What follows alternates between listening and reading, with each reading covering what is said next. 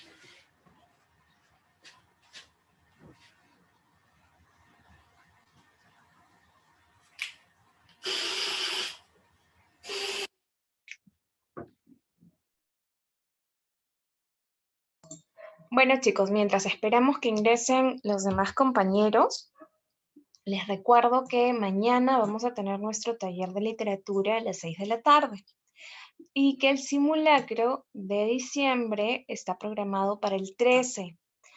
Con este simulacro tienes la oportunidad de ganarte una beca completa, es decir, el 100% de tu pago va a correr por cuenta de la academia y vas a ser el afortunado ganador si es que consigues el primer puesto.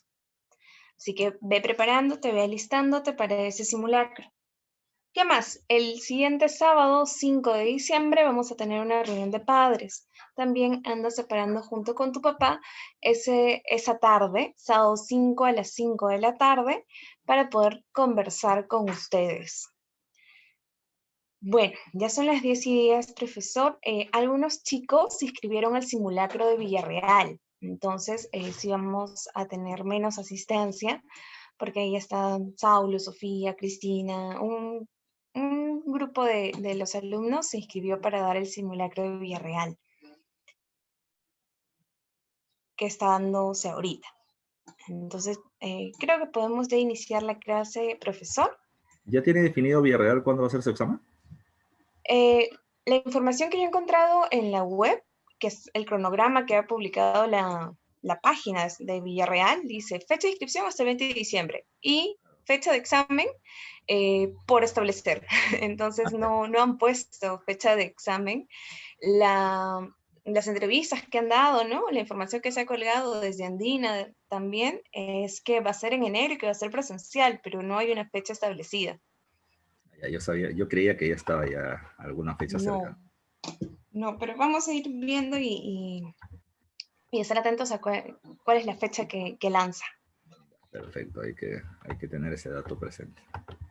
Bueno, si ya me estás dando entonces la posibilidad de empezar, empecemos entonces sin preámbulo. ¿Ya estás grabando o todavía no? Sí, ya está grabando, profesor. Ya, perfecto. Entonces, comenzamos formalmente.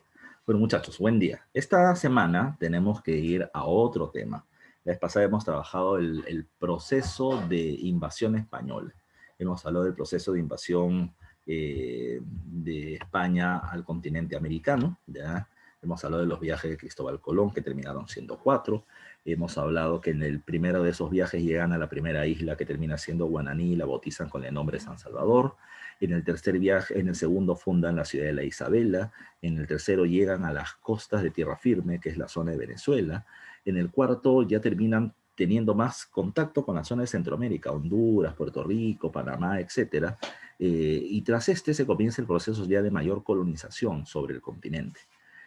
Un personaje que destacó la vez pasada, les comentaba, era Hernán Cortés, quien va a someter a los aztecas generando muchísimos ingresos económicos para la corona española. Pero tras este, Francisco Pizarro va a terminar siendo el otro hombre relevante porque bajo su liderazgo se va a terminar sometiendo al Tahuantinsuyo. Es un segundo viaje de Francisco Pizarro en donde se descubre el Tahuantinsuyo, con el permiso ahora de la corona española a través de la capitulación de Toledo, van a terminar llegando los españoles y con apoyo de un sector de las panacas, es decir, de las familias de los incas, que era la familia de Huáscar y Tupac Yupanqui, y con apoyo de una serie de etnias o pueblos que terminaron viendo a los españoles un aliado para poder conseguir su autonomía o su independencia con respecto a los incas. Los españoles van a terminar logrando imponerse sobre el imperio de los incas. A esto súmale otra cosa que le decía la vez pasada, el Capañán, el camino del Inca, que va a facilitar el viaje desde Cajamarca, donde Atahualpa fue capturado y asesinado, hasta el Cusco, donde los españoles respaldan el acceso al gobierno de Manco Inca. Manco Inca, no se olviden, pasa de aliado de los españoles, que permite su acceso al Cusco y el saqueo de la ciudad, a opositor, porque los españoles no reconocían su cargo como gobernante ni terminaban respetando las propiedades de la élite incaica. Así que él en 1536 va a terminar tomando las armas y enfrentando a los ibéricos en el Cusco, mientras su primo Titu Cusi Yupanqui lo terminaba haciendo, Quiso Yupanqui lo terminaba haciendo en la zona de Lima. Lamentablemente para ellos terminaron siendo derrotados. Manco Inca se va hacia la selva del Cusco a Vilcabamba, donde se va a producir una resistencia larga, ya que es la resistencia de Vilcabamba, donde algunos de sus líderes intentaron tomar acciones armadas contra los españoles y otros terminaron buscando negociar y conseguir los mayores beneficios posibles. Sayri Tupac, por ejemplo, recibe la encomienda del Yucay. Titu Cusi Yupanqui es reconocido como rey o inca de Vilcabamba, pero tras su muerte, que fue considerada como un asesinato, Tupac Amaru comienza a tomar acciones más violentas, pero terminó siendo finalmente capturado, decapitado, descuartizado, su cuerpo ya en trozos, llevado a diferentes provincias del Cusco para que todo el mundo vea que el Inca había fallecido y que si alguien más lo hace va a terminar muriendo así. Recuerden que aparece a partir de ese momento un mito, el mito del Incarri, ya el mito de que en algún momento las partes del cuerpo del Inca van a terminar reuniéndose, restableciendo su cuerpo, restaurando el Tahuantinsuyo y expulsando a los españoles, como parte de una resistencia ideológica o cultural. No se olviden de esos datos. El otro caso que hemos visto también es las guerras civiles entre los españoles. No se olviden que tras la llegada al Cusco, Diego de Almagro se entera de que a él también ha sido nombrado como gobernador, al igual que Pizarro, que era gobernador de la Nueva Castilla.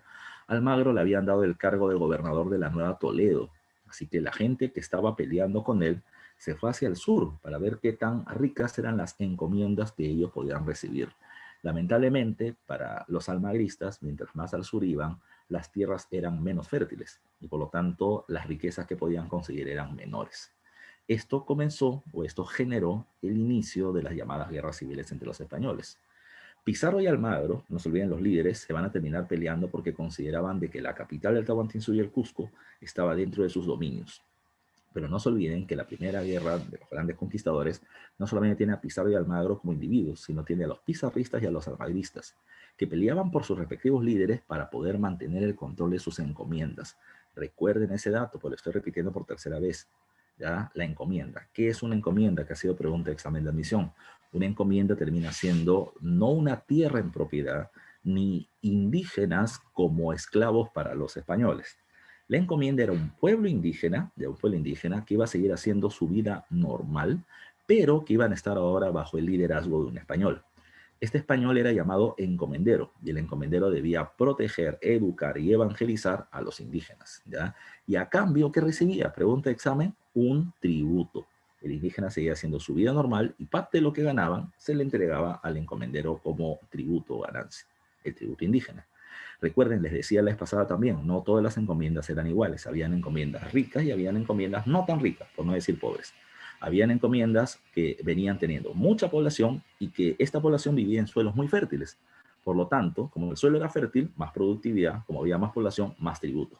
Eso es lo que se pelean los pizarristas y los almagristas. Las mejores encomiendas las tenía Nueva Castilla, los pizarristas. Y los almagristas querían derrotar a Pizarro para poder hacer que su líder le entregue esas encomiendas a ellos. Y por eso precisamente el motivo de las guerras civiles que se van a terminar generando. ¿Ya? Me están preguntando, profe, ¿esto era tipo un señor feudal? No, porque el señor feudal es propietario de tierra, y tiene campesinos que le tributan. Ellos no son propietarios sobre las tierras, ¿ya? Lo que querían los españoles era eso, era ser un señor feudal, ser propietario y tener trabajadores campesinos tributarios permanentes. Pero la corona solamente le entregó encomiendas, aunque las encomiendas eran a perpetuidad. ¿Qué significaba eso? Que si a Francisco Mendoza le terminan dando la encomienda de los indios de San Juan de Miraflores, entonces, ustedes van a estar bajo mi protección y ustedes me van a pagar tributo a mí. Pero como la encomienda era perpetua y hereditaria, sus hijos, sus nietos, sus bisnietos y sus tataranietos le van a terminar pagando tributos a mí, a mi hijo, a mi nieto y a mi tataranieto. Era casi un señor feudal, pero no había propiedad sobre la tierra. ¿Qué pasó?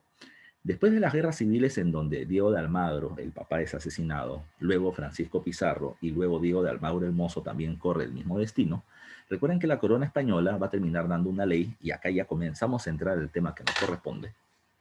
La corona española da una ley llamada como las Leyes Nuevas de Indias del año 1542. Y las Leyes Nuevas de Indias, ¿qué cosa establecían? ¿Qué establecían? Número uno, que las gobernaciones como la de Nueva Castilla y Nueva Toledo se eliminaban, y a partir de ahora terminaban naciendo los virreinatos. ¿De dónde provenía la palabra virreinato? Virreinato viene de la palabra virrey. ¿Qué es un virrey? La palabra virrey viene de la palabra vicerrey. ¿Qué significa? Recuerda que en un país el que gobierna es el presidente. Si el presidente está ausente, gobierna el vicepresidente. Ese es el virrey. Es el que gobierna ante la ausencia del rey.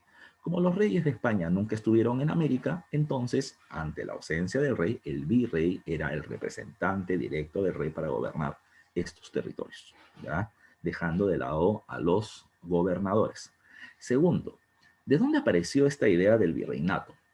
Bueno, hay un personaje que debe tomar en cuenta, y creo que lo pongo en una de las preguntas, y su nombre es Fray Bartolomé de las Casas, sacerdote de una provincia llamada Chiapas, ya al sur de México, quien termina denunciando el tremendo abuso que están haciendo los encomenderos contra la población indígena, población a la que supuestamente tenían que evangelizar, convertir al cristianismo, pero que no están cumpliendo su función, ¿ya? Cuando él denuncia eso, esta denuncia la hace frente al Papa. ¿Ya escuchan eso? Frente al Papa. Y la Iglesia Católica, con sede en Roma, va a terminar agarrando la denuncia de Bartolomé y se va a ir frente al rey de España. Y le va a decir, te recordamos que si Cristóbal Colón terminó llegando a América no es porque sea un gran navegante, sino porque la divina providencia, la mano de Dios, terminó guiando a Cristóbal Colón hacia América con un objetivo, la evangelización universal. Todos los humanos en el mundo tienen que ser evangelizados y convertidos al cristianismo, y ustedes son solamente un medio para poder conseguir eso. Si los encomenderos españoles que están bajo tu dirección, rey, no cumplen esa función, entonces, ¿qué haces en América? Vete de América porque no estás cumpliendo la misión de Dios. Mira, la iglesia es bien viva, le está diciendo al rey, anda, vete y a mí me dejas con todos los territorios y los recursos y las ganancias de América. El rey le dijo, ¿tú eres loco o qué? Ya, el rey le dijo, no, señor, mire, ante lo que tú me estás diciendo, que yo evidentemente no conocía, ¿qué voy a hacer? A partir de ahora, Leyes Nuevas de Indias, a partir de ahora, los indios son considerados seres humanos porque tienen alma. Profesor, ¿cómo es eso? Esto terminó siendo motivo de un tremendo debate entre dos personas, Gines de Sepúlveda y Bartolomé de las Casas. Ellos estaban debatiendo si el indio tiene o no tiene alma. Gines de Sepúlveda decía que no y Bartolomé de las Casas decía que sí. Profesor, ¿y cuánto tiempo debatieron esto? Media hora, supongo. 10 años. 10 años debatían el mismo tema. ¿Por qué? Porque si el indio tenía alma, tenía que ser considerado como humano con una serie de derechos y beneficios. Si el indio no tenía alma, iba a ser tratado como esclavo. Entonces, terminaba siendo el debate. Después de 10 años, se acepta. El indio es humano, tiene alma, y por lo tanto, los indígenas americanos son mis súbditos, los súbditos del rey. ¿Qué significaba eso? Ellos están ahora obligados a pagarle tributo a mí, al rey. Pero a cambio, yo voy a terminar defendiendo sus derechos. Entonces, nadie puede abusar de ellos porque yo los voy a proteger. ¿Y cómo los voy a proteger si yo no esté presente? A través del virrey y la Real Audiencia, el Poder Judicial. Segundo, ¿quién abusa de los indígenas? Los encomenderos. Si a los encomenderos le dimos las encomiendas, la protección de los indios a perpetuidad y de manera hereditaria, ya no va a ser así. Ahora las encomiendas son solamente de 1 o 2 vidas. Es decir, quien recibe la encomienda y a lo mucho su hijo podría explotar a los indios. Luego los indígenas pasaban a ser súbditos del rey y estaban a la protección del monarca. Recuerden que eso genera la Segunda Guerra Civil. Los encomenderos no van a estar de acuerdo y, liderados por Gonzalo Pizarro, asesinan al primer virrey del Perú para que no se aplique estas medidas. Pero la corona envía a Pedro de la Gasca y logra obtener el apoyo de muchos encomenderos y derrota a Gonzalo Pizarro en la batalla de Jaquijahuana. Ya derrota este intento hasta de independencia o separatismo de los encomenderos de aquel momento. Recuerden además que Pedro de la Gasca, antes de irse, va a terminar realizando el reparto de Huaynarima, ¿ya? Es decir, a todos los encomenderos que estuvieron de su lado, los españoles que pelearon por él les ofrece entregarle encomiendas por mayor cantidad de tiempo. No 1 o 2 días, sino 3, 4, 5. El inconveniente es que él pensaba que iba a repartir encomiendas solo para 100 personas. Y al final aparecieron 1000 personas en el reparto de Huaynarima. Al final las encomiendas tuvieron que ser repartidas entre 260 y algo, ya un poquito más de 200 personas. Y un montón de encomenderos no vieron satisfechas sus derechos de poder tener indígenas tributarios bajo su control, y por lo tanto este grupo de insatisfechos se rebelaron, con Francisco de Mande y Girón a la cabeza, pero fueron derrotados. Ahí acaba este tema de las guerras civiles y a partir de eso comenzamos a hablar del virreinato. El virreinato peruano, lo vamos a terminar trabajando acá. Mira tú lo que dice ahí en el encabezado. El virreinato peruano, ¿cuándo comienza? Comienza legalmente cuando se establecen las leyes nuevas de Indias del año de 1542. ¿Y hasta cuándo dura el virreinato? Hasta 1821, si consideramos la proclamación de independencia hecha por parte de San Martín, o hasta el año 1824, si consideramos que la independencia recién se logra con la batalla y capitulación de Ayacucho, que fue encabezada por parte de Simón Bolívar. Pues en ese lapso de tiempo terminamos encontrando el desarrollo del virreinato peruano, ¿ya? Lo segundo a tomar en consideración es esto, ¿ya? El Perú estuvo bajo el mando de España, bajo el sistema del virreinato, durante un lapso de tiempo de casi 300 años. La pregunta es, ¿siempre fue igual? La respuesta es un rotundo no. ¿Ya? Te voy a poner, a ver, vamos a poner por acá, no sale el cuadrito aquí. A ver, te voy a poner algo, no me sale, no sé qué pasó. Uy, no puedo agregar cosas. No sé qué sucedió. Hay una conspiración.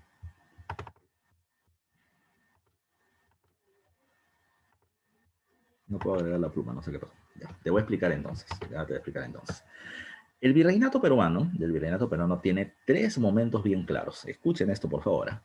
Entre 1542 y 1648, casi durante un lapso de tiempo de un siglo, hay una primera etapa que se le conoce como la época del monopolio español. Entiéndase por monopolio 2 cosas. Monopolio comercial. Solo España puede vender productos a América. Es una característica de la economía virreinal. Nosotros no podíamos comprarle productos o no podríamos tener comercio con ningún otro reino fuera de España. ¿Ya? Eh, ¿Podían ingresar productos del exterior fuera de España? Sí, si era de contrabando, pero legalmente no. ¿Ya? Pero el monopolio que me interesa es el monopolio político. Solo los españoles ocupaban los grandes cargos de gobierno durante la época de esta primera etapa. ¿Qué pasó? Entre 1618 y 1648 se va a terminar viviendo en Europa una guerra llamada la Guerra de los 30 años, en donde Francia se quiere convertir en la mayor potencia del mundo y para eso enfrenta y derrota a la familia Habsburgo, que gobierna tanto en España como en Alemania. Una vez que España pierde esta guerra, España va a terminar preocupándose por intentar mantener su influencia sobre Europa y por lo tanto va a comenzar a tener menos control sobre el territorio americano. Durante la guerra de los 30 años, España, en su necesidad de dinero para mantener la guerra que hizo, comenzó a vender títulos de nobleza y cargos de gobierno en favor de los criollos. ¿Quiénes eran los criollos? Lo vamos a ver más adelante, pero ¿quiénes eran los criollos? Eran los descendientes de españoles nacidos en América, ¿ya? Que por tener un mayor estatus social, pues ahora compraban el título de conde, duque o marqués, ¿ya? Pero además de eso compraban cargos de gobierno en puestos importantes, como el cargo de corregidor, o para poder dirigir el tribunal del consulado, o para poder entrar a la Real Audiencia. De esa manera los criollos fueron haciéndose importantes. Eso se va a terminar viviendo entre 1648 y 1750. A esa etapa se le conoce como la Edad de Oro Criolla. Los criollos eran los que realmente tenían el poder en América. Seguíamos siendo una colonia de España, seguíamos teniendo un virrey, pero en la práctica nosotros nos manejábamos a nosotros mismos, ¿ya? Esto cuando cambia, cuando a mediados del siglo XVIII la corona española con fuerza comienza a aplicar en América una serie de cambios llamados con el nombre de las reformas borbónicas, siglo XVIII. Y esa es la tercera etapa ya del desarrollo virreinal. ¿Por qué les menciono esto? Porque para cuestiones de examen, por lo general, ¿ya?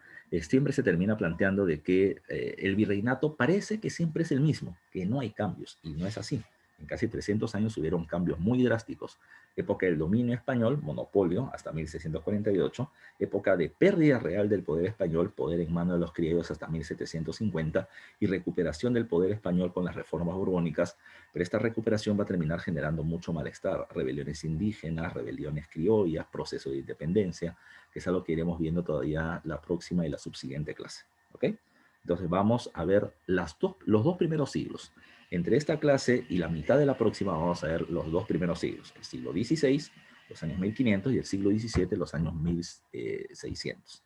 Para la próxima clase vamos a ver las reformas borbónicas, que es la tercera etapa del virreinato en el siglo XVIII, que ya veremos qué sucede con eso. Entonces no te olvides, ahorita vamos a trabajar el siglo XVI y XVII con las características que le corresponden. A ver, vamos, ya vamos. Dice, ¿qué es el virreinato? El virreinato es un sistema de gobierno. ¿Por qué? Porque no se olviden que el primer sistema de gobierno en esta región americana fueron las gobernaciones. Las gobernaciones fueron anuladas y se creó en su lugar el virreinato. ¿Ya? El virreinato es un sistema de gobierno, el virreinato, en donde el rey busca concentrar el poder en sus manos y lo hace a través de un representante directo que es el virrey. Dice acá, es un sistema de gobierno establecido por, no pro, sino por la metrópoli.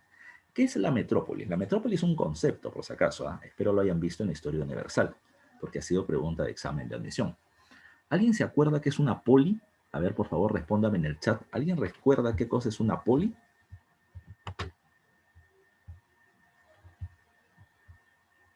Ya, una ciudad-estado me termina diciendo Marcelo, Daniel me dice una ciudad independiente, y Jennifer me dice una ciudad-estado. Pregunta, ¿se acuerdan en qué cultura principalmente hablan de la ciudad-estado o poli? En Grecia, ya en Grecia, muy bien, ya en Grecia. Pregunta, ¿y cuando vieron Grecia, saben qué cosa es una metrópoli? Si abren el audio es mejor, ya si los escucho es mejor todavía, para que no estén tipeando, así hablamos más directamente. Una gran ciudad, defíneme gran ciudad, Daniel, ya, la principal, ya.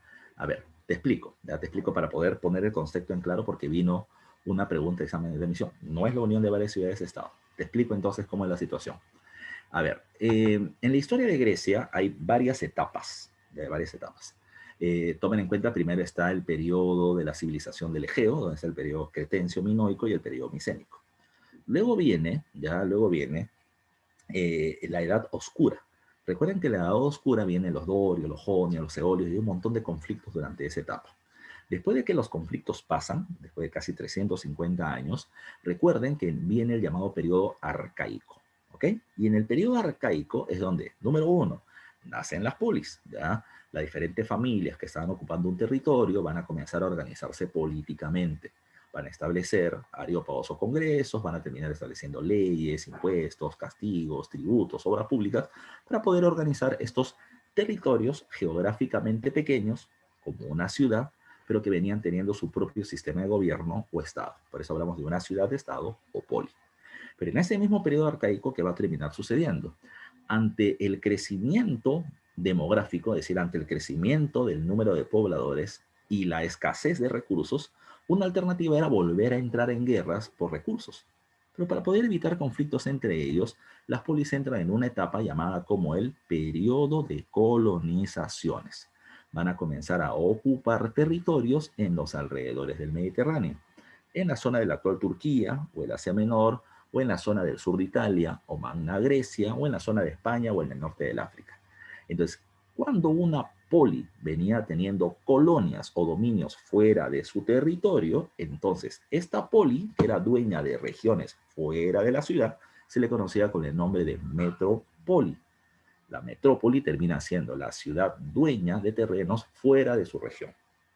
Entonces, por definición o por concepto, una metrópoli termina siendo un territorio o reino, como el de España, que venía siendo dueña de territorios fuera de sus dominios. Esos dominios son las colonias. ¿Ya? Entonces, España era una metrópoli porque tenía dominios en América. No sé si me deja entender la explicación. ¿Ya? No, todavía no estoy avanzando, todavía estoy en la primera en la que dice virreinato. ¿Se ve la que dice virreinato, Katy? Es que no aparece la pantalla completa, aparece solo la pantalla de PowerPoint. Mm,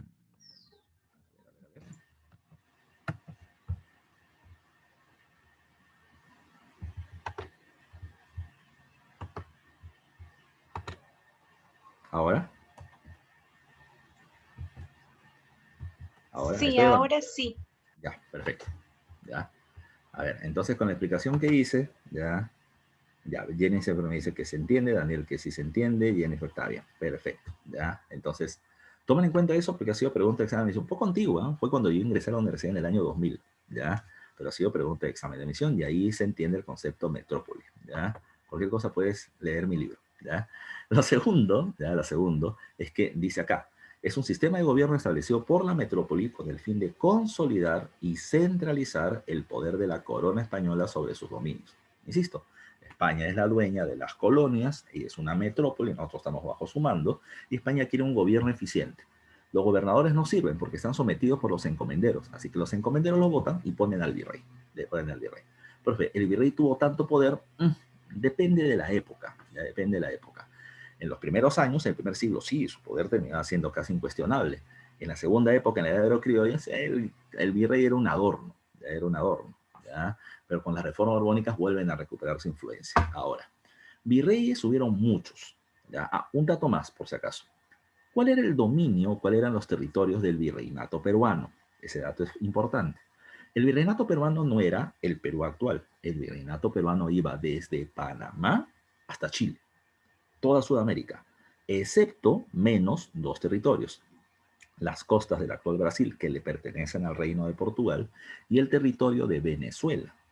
Venezuela, por más que estaba en Sudamérica, le pertenecía al virreinato de Nueva España o México, ¿ya? Por si acaso ese dato, ¿ya? Todo lo demás era virreinato del Perú, era el virreinato del Perú, que va a ir variando. Con las reformas borbónicas aparecen nuevos virreinatos, pero eso todavía es siglo XVIII. Y como te he dicho, lo que vamos a hacer en esta clase y la mitad de la próxima es siglo XVI y XVII, ¿ya? Es muy diferente a lo que veamos cuando hablemos de reformas borbónicas, hagan esa separación.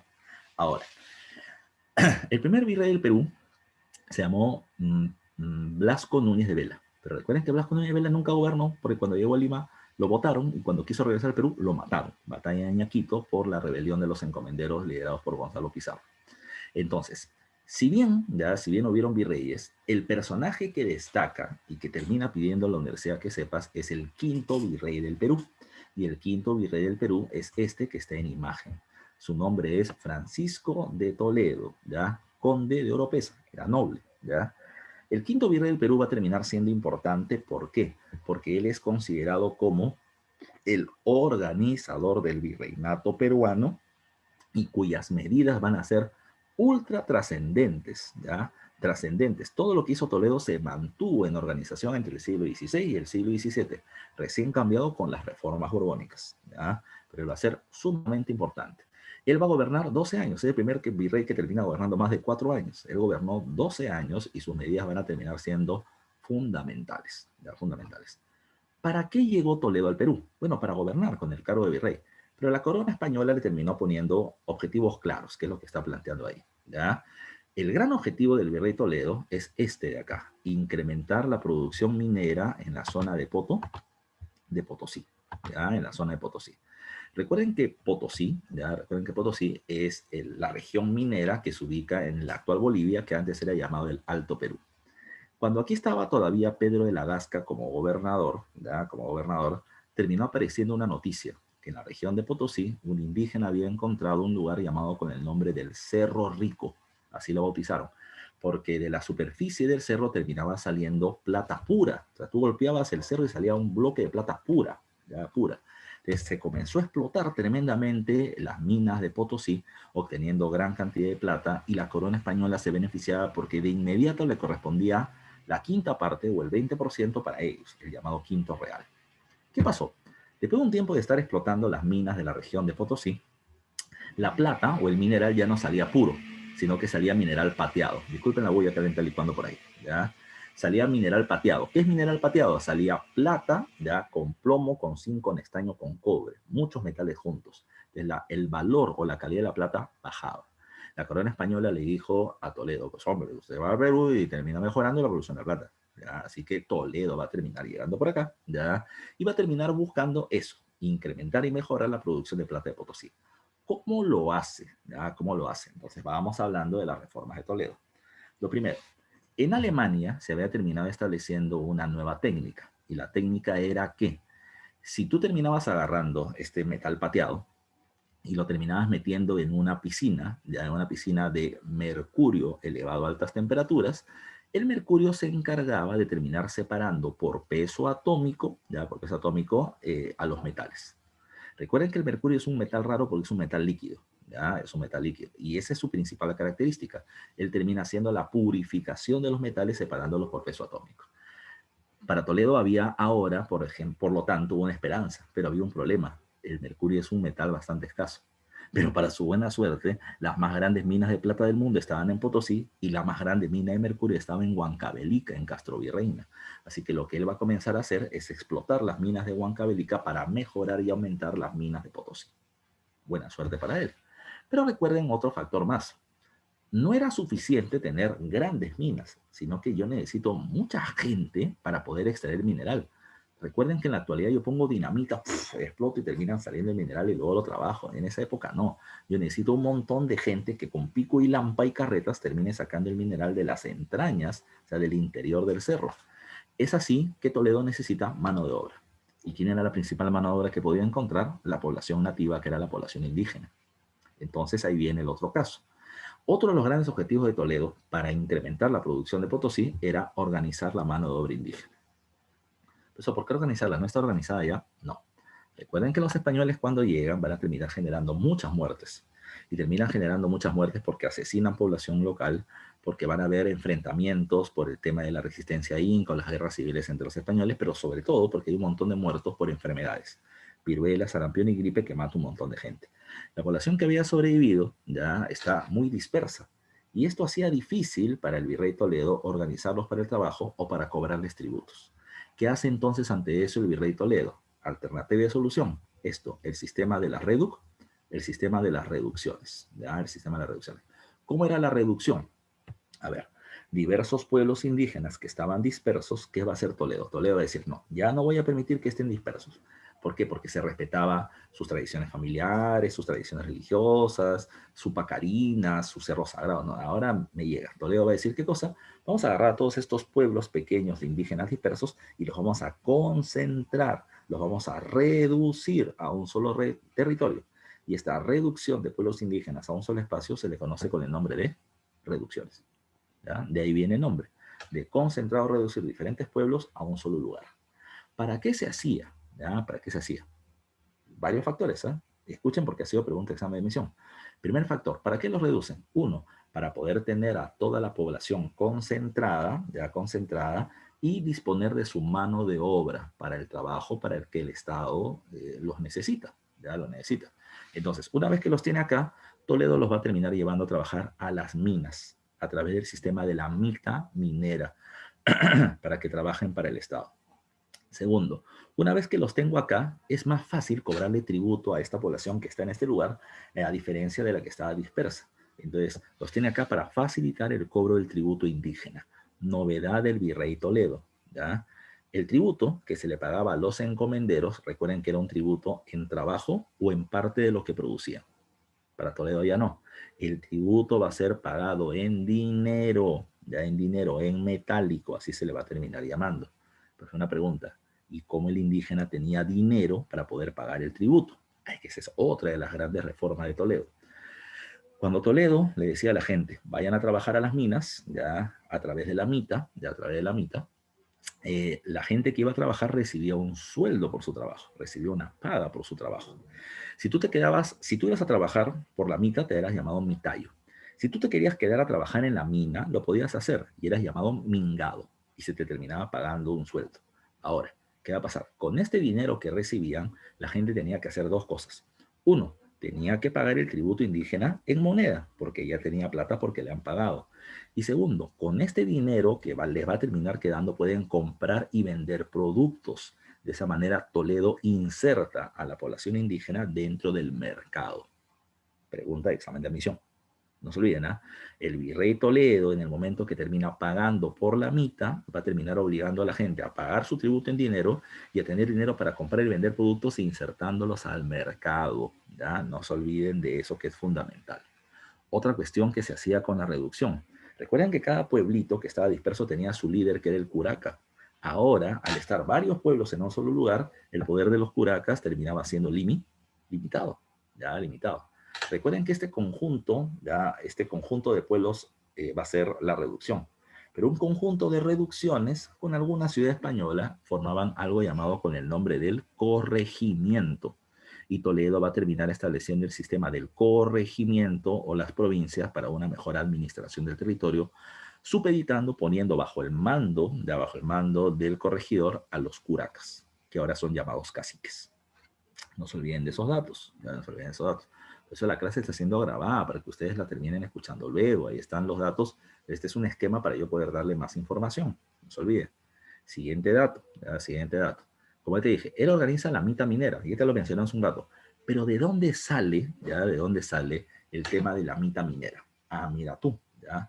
El virrey Toledo, entre otras cosas importantes que hace esto de acá, el censo. El censo no se llamaba censo, como ahora se llama. Se llamaba visita general. Toledo va a hacer una visita general vamos a hacer un recorrido por diferentes regiones del antiguo Tahuantinsuyo, principalmente Cusco, Arequipa, Moquegua, Puno, toda esta zona del sur, toda esta zona del sur. Y cuando él va a terminar viendo qué cantidad de población hay, cuánta población ha muerto, cuál es su cantidad de producción agrícola, su ganado, pero también les comienza a pedir información histórica. Y la información histórica va a terminar sirviendo para dos cosas, ¿ya? Para dos cosas. Primero, para saber cómo se organizaba esta población ante la llegada de los españoles y cuál de esas formas se puede seguir utilizando. La población de todos los pueblos tenía bien metido en la cabeza el concepto mita, que hay que trabajar para el Estado como una forma de tributación. La gente lo tiene esto como una cuestión normal. Entonces, Toledo, ¿qué hace? Si la gente tiene en la cabeza el sistema del trabajo para el Estado, ¿para qué lo voy a eliminar? Que trabajen para mí. Así que él restablece la mitad del Tahuantinsuyo, pero solo para el trabajo minero, pero pagado. No se olviden de eso. Otra cuestión más, otra cuestión más. Se reclamaba algo. Me estoy yendo hasta Europa, en Europa se terminaba planteando que el dominio español sobre el Tahuantinsuyo era ilegal. Ilegal. ¿Por qué? Porque había ciertas reglas en Europa. En Europa, cuando hay una guerra, de un pueblo A contra un pueblo B, el rey de uno de estos pueblos puede ser asesinado por cualquier persona en el campo de batalla. Es decir, un campesino común y corriente puede tirar una flecha y puede terminar muriendo el rey del pueblo contrincante. Y no hay inconveniente. Pero si el rey del pueblo contrincante es tomado prisionero, y luego termina siendo asesinado, solo una persona lo puede matar, el otro rey, o sea, su igual. Una persona de menor rango no puede matar al rey. Y ahí comenzaba el reclamo español. ¿Quién era el rey del Tahuantinsuyo? Los europeos decían, pues Atahualpa. ¿Y quién ha matado a Atahualpa? Pues Pizarro. Y Pizarro no es rey. Pizarro es gobernador. Así que alguien de rango menor no puede matar al rey. La invasión española sobre el Tahuantinsuyo es ilegal e ilegítima. Toledo tiene que resolver esa crítica. ¿Cómo hizo? Toledo vino con un grupo de intelectuales muy importantes. Uno de ellos se llama Polo de Ondegardo, el otro se llama José de Acosta, y precisamente Polo de Ondegardo va a terminar haciendo esto. Cuando él hace la visita y comienza a hacer las preguntas históricas a los pueblos terminan utilizando siempre esto que nosotros conocemos. Atahualpa se le propone para que sea inca, no quiso, Huáscar es proclamado gobernante, su hermano Atahualpa le da golpe de estado. ¿Ya? Entonces, ¿qué cosa va a decir Polo de Garro? Ajá, el inca real legítimo, nombrado como tal en la capital, era Huáscar. ¿Quién es Atahualpa? Su hermano, muy bien, pero le dio golpe de Estado. A través de la fuerza terminó llegando al gobierno y esto en concepto se llama tirano. Entonces, los españoles van a decir, por las crónicas que aparecen producto del censo, la visita general, nosotros los españoles no matamos a ningún inca, ¿ya? No matamos al rey, ¿ya? Matamos a un tirano y por lo tanto regresamos el orden al territorio, al punto que la familia del rey, Huáscar, nos ayudaron para poder llegar al Cusco y ellos, nosotros los ayudamos para que sean gobernantes durante algún tiempo. Entonces, las llamadas crónicas toledanas terminaron justificando ya la invasión española sobre el Tahuantinsuyo. Otro dato más, ya otro dato más, ahí dice censo o visita general y la tasación de tributo en dinero que ya te comenté. Otro dato que es importante, cuando Toledo es virrey, el rey de España es Felipe II, ¿ya? Felipe II. Definitivamente ese tema todavía no llegas con el profe Mestanza, ¿ya? Pero hay que recordar un contexto. En Europa de aquel entonces, del siglo XVI, se está viviendo una serie de procesos complicados, pero uno de ellos es la llamada Reforma Protestante. Martín Lutero en Alemania, Juan Calvino en la región de Francia primero y Suiza, Ginebra después, está el rey Enrique VIII de Inglaterra, están criticando a la Iglesia Católica y formando iglesias independientes. Ante el avance del protestantismo, la Iglesia Católica reacciona y su reacción se le conoce con el nombre de la Contrarreforma. ¿Ya? La Contrarreforma. El principal aliado de la Iglesia Católica, ya para terminar frenando el protestantismo, terminó siendo el rey de España, Felipe II. Y recuerden que allá en Europa, para frenar el avance del protestantismo, se terminaron estableciendo algunos mecanismos. Por ejemplo, se crea el Índex, la lista de los libros prohibidos para los católicos. O se termina estableciendo, por ejemplo, el Tribunal del Santo Oficio de la Inquisición, para castigar, pregunta de examen de admisión, para castigar a los herejes. ¿Quién era un hereje? Aquel que se desviaba de la pureza de la fe católica. Aquel que actuaba fuera de las normas de la fe católica era terminado, considerado como hereje, castigado y hasta asesinado por el Tribunal de la Santa Inquisición. Ese tribunal fue traído al territorio peruano, americano, por Francisco de Toledo, por si acaso. Por si acaso, no se olviden de hacerlo. Pero fue una preguntita. ¿El Tribunal de la Santa Inquisición terminaba persiguiendo, juzgando y castigando a los indígenas? No, a los indígenas no. A los indígenas estaba el cura doctrinero, el cura de su provincia. A quien castigaba terminaba haciendo a todos los demás que no sean indígenas. Eso, ¿y de qué te terminaban, por qué te terminaban juzgando? Por N cosas, ¿ya? Por N cosas. Si tú, por ejemplo, eras un judío que se había bautizado al catolicismo, pero continuabas con prácticas judías, llevado al Tribunal de la Santa Inquisición, y si eras considerado culpable, te terminaban aplicando castigos. El más severo de todos se llamaba el auto de fe, que era quemarte vivo en la hoguera. Podía ser acusado de judío, judaizante o marrano, lo cual se aplicaba para judíos y para musulmanes. También eras castigado de protestante, porque eras luterano, calvinista, o también eras castigado, por ejemplo, si terminabas siendo bígamo, si estabas casado con dos mujeres, también castigado por el Tribunal de la Santa Inquisición, porque estás fuera de las leyes el cargo moral que daba la Iglesia Católica. También terminaba siendo acusado por sodomita, ya por sodomita, si terminaba siendo homosexual, ahí terminaban matándote, ya ten cuidado, felizmente no es así, si no morirías. En este caso son varios de los casos que se aplican en el Tribunal de la Santa Inquisición. Insisto, que es lo más importante del virrey Toledo, que con sus reformas se organiza el sistema virreinal que va a terminar teniendo vigencia entre los siglos XVI y XVII hasta que viene la reforma borbónicas.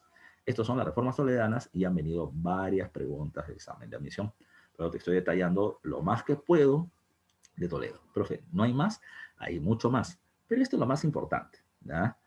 Pondría un datito más nada más, ya un datito más. Con el virrey Toledo se crea la Casa de la Moneda, ¿ya? La Casa de la Moneda, en Potosí y en Lima, ¿ya? Es decir, hace un rato te venía diciendo que cuando se sacaban minerales a la corona española le correspondía el quinto real, el 20%.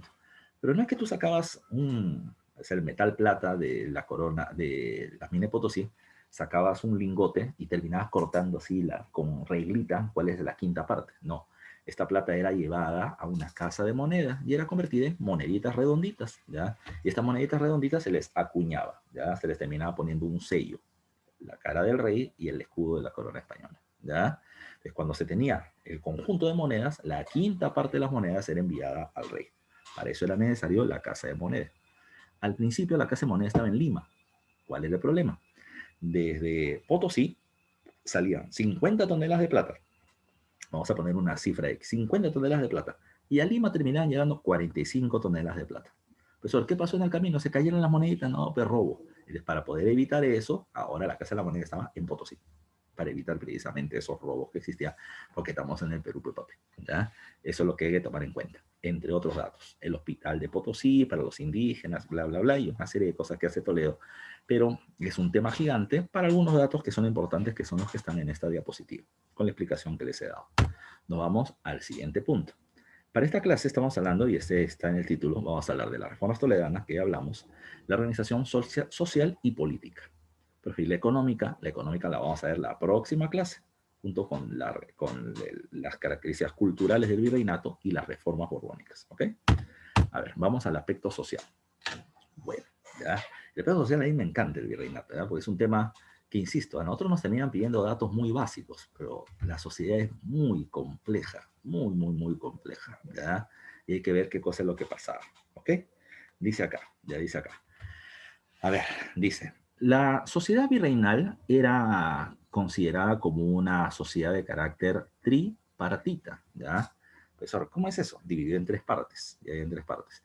¿Y cuáles eran esas tres partes? Bueno, por un lado venimos teniendo al noble, por otro lado tenemos al pueblo, ya que en su mayoría son indígenas y mestizos, y por otro lado tienes a los esclavos, a los esclavos.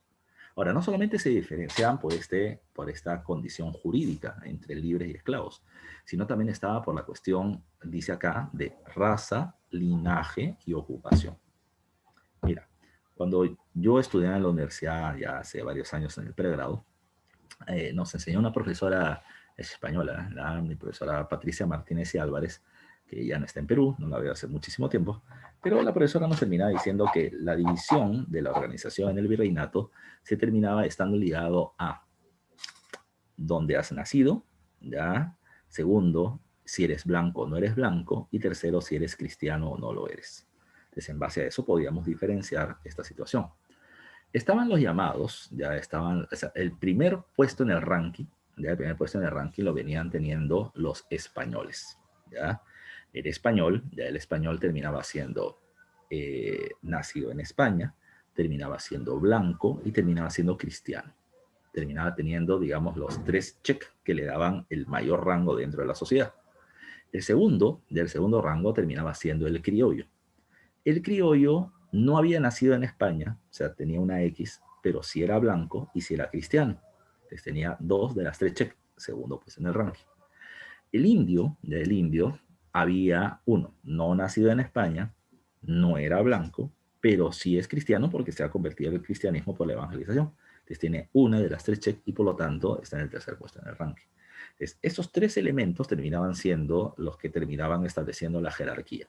Claro está, entre el español, el criollo y el indígena también habían diferencias al interior, porque unos tenían más plata que otros, más tierras que otros, más cargo que otros, pero habían sus diferencias que vamos a ir mostrando de manera progresiva, ¿ya? Ahora, por eso dice acá, los factores que eran raza. ¿Cuáles eran las razas? El blanco, el indio y el negro. ¿Ya? El blanco, el indio y el negro. Mira tú. Ya se intentó practicar algo llamado con el nombre del segregacionismo. ¿Qué cosa era la segregación? Era el hecho por el cual se intentó ya que blancos, indios y negros vivan separados, que cada uno tenga un espacio físico para ellos y que no hayan mezclas. Se intentó evitar las mezclas raciales. Pero el ser humano es ser humano. Cuando a ti te dicen, no te metas con este o con esta, con más gusto lo hago, ya, con gusto. No te metas con el Brian, ya, no te metas con el Jonathan, ya, no te metas con el mototaxi. Ahí estoy, esa mototaxi va a ser mía, ya. Esa cuestión es la de los seres humanos. Pero un ejemplo por el cual se intentó esa separación, dos, ya, dos. Uno menos evidente que el otro, ya. El primero, ¿dónde estaban viviendo los negros en la época del virreinato? Los negros no vivían en la sierra. No vivían en la sierra, ¿por qué? Porque ahí viven los indios. En la costa viven los negros, en la costa norte sobre todo, como trabajadores para las haciendas azucareras. Eso, ¿por qué el negro no vive en la sierra? Por dos factores. Uno, porque hay que evitar la mezcla entre negros e indios, que son los sectores más explotados y se podían unir y generar una gran rebelión contra la población blanca, que es mucho menor. Y lo segundo, porque el negro no se adaptaba a la altura. ¿Ya? Soroche los terminaba matando, los pobres negros. Así que ese no era su espacio. Ubícate, indio en la sierra, negro en la costa. Pero vamos a poner otro sector, Lima. En Lima, de inicio del virreinato, no existía San Juan de Miraflores, Villa El Salvador, Villa María de Triunfo. No tu barrio no existía, ya no existía. Entonces, ¿qué había? Lima era solamente 3 lugares, nada más. Bueno, 4. ¿Eh? Lima era Cercado de Lima, el centro de Lima, Barrios Altos y el Rímac, nada más. Y luego el Callao, ya, y luego el Callao, por el puerto. Nada más, ya nada más. Ahora, tomen en cuenta lo siguiente. ¿Quién vivía en el cercado? Los blancos. ¿Quién vivía en el Rima? Los negros. ¿Quién vivía en Barrios Altos? Los indios. Cada uno tenía su espacio. Esa es segregación. Pero una pregunta, ¿y el negro y el indio no podían entrar al cercado de Lima? Sí podían, ya sí podían. Podían entrar a trabajar, podían entrar a hacer negocios, podrían entrar a vender. Pero entraban por la mañana por una suerte de casetas donde terminaban registrando su entrada y por ahí tenían que regresar a sus barrios registrando su salida. O sea, diciendo, tú regresa a tu barrio, tú vienes acá a chambear, porque no es tu barrio, ubícate, ubícate. Esa era parte de la segregación. Ahora, lo que se buscaba, insisto, no es que no se mezclen, sino que no se crucen racialmente. Pero recuerden que el blanco que era amo, por ejemplo, venía teniendo negros y negras esclavas, indios e indias sirvientas o sirvientes, y por ahí uno, o abusando de su condición de amo, podía violar ya a las mujeres que trabajaban para ellos, ya, y por lo tanto de ese cruce de blanco con negra, mestizo, ya, o sacalagua, si salía más clarito, o con la india terminaba saliendo el mestizo, ya, el mestizo. Ahora, profe, mira, cuando yo estaba estudiando en el colegio, el profesor nos decía, los mestizos han terminado naciendo producto de la violación de los blancos sobre las mujeres indígenas. Y no intento negarlo, ¿ya? Pero tampoco es tan cierto, o por completo no lo es. ¿Por qué? Porque hay que ponerse, vamos a poner el ejemplo este. Pongámonos en la condición de una negra esclava que está siendo explotada por su condición de esclavitud. Pero a los blancos amos le llamaban la atención las negras, ¿ya? Y le llamaban la atención las negras porque las veían hermosas, ¿ya? Y son hermosas, loco cuando, pero son hermosas. Entonces el negro veía a la esclavita y terminé siendo de esta esclava negra, joven, simpática, muy guapa, y yo me quisiera acercar a ella. Y la mujer también entendía, el amo es blanco, blanco, alto, rubio, ojos azules, ojos verdes, los podía atraer física y hasta sexualmente. Pero además de eso también podía entender de que si me meto con el amo, ya si me meto con el amo, tal vez me dé la libertad mi condición de esclavitud y si no me la da, por lo tanto, mientras yo sea su pareja, legal o ilegal, voy a terminar teniendo unos beneficios especiales. Así que, por lo tanto, las mujeres negras también se acercaban al amo y lo mejor que podían hacer era embarazarse del amo. ¿Para qué? Para poder tener más beneficios todavía. ¿Ya? Pues una pregunta, ¿ese amo se terminaba divorciando de su esposa y se casaba con la negra? Jamás en la vida, jamás, no se podía, ya no se podía. Dios perdona el pecado, pero no el escándalo, ya. El amo tenía a su mujer blanca, con la que tenía a sus hijos blancos, con los que se iba a la misa, con los que se iba a las fiestas familiares, pero esa era de la puerta para afuera, era su esposa por cuestiones sociales, pero de la puerta para adentro él se iba con la esclava, tenía a sus hijitos esclavos a los que no reconocía. ¿Ya? Eran sus ahijados, si quieres, pero no eran sus hijos, ¿ya? Eran hijos realmente, los trataba como tal, pero formalmente no los podía afirmar. Él podía tener una relación de amor con la esclava, ¿ya? Con la esclava.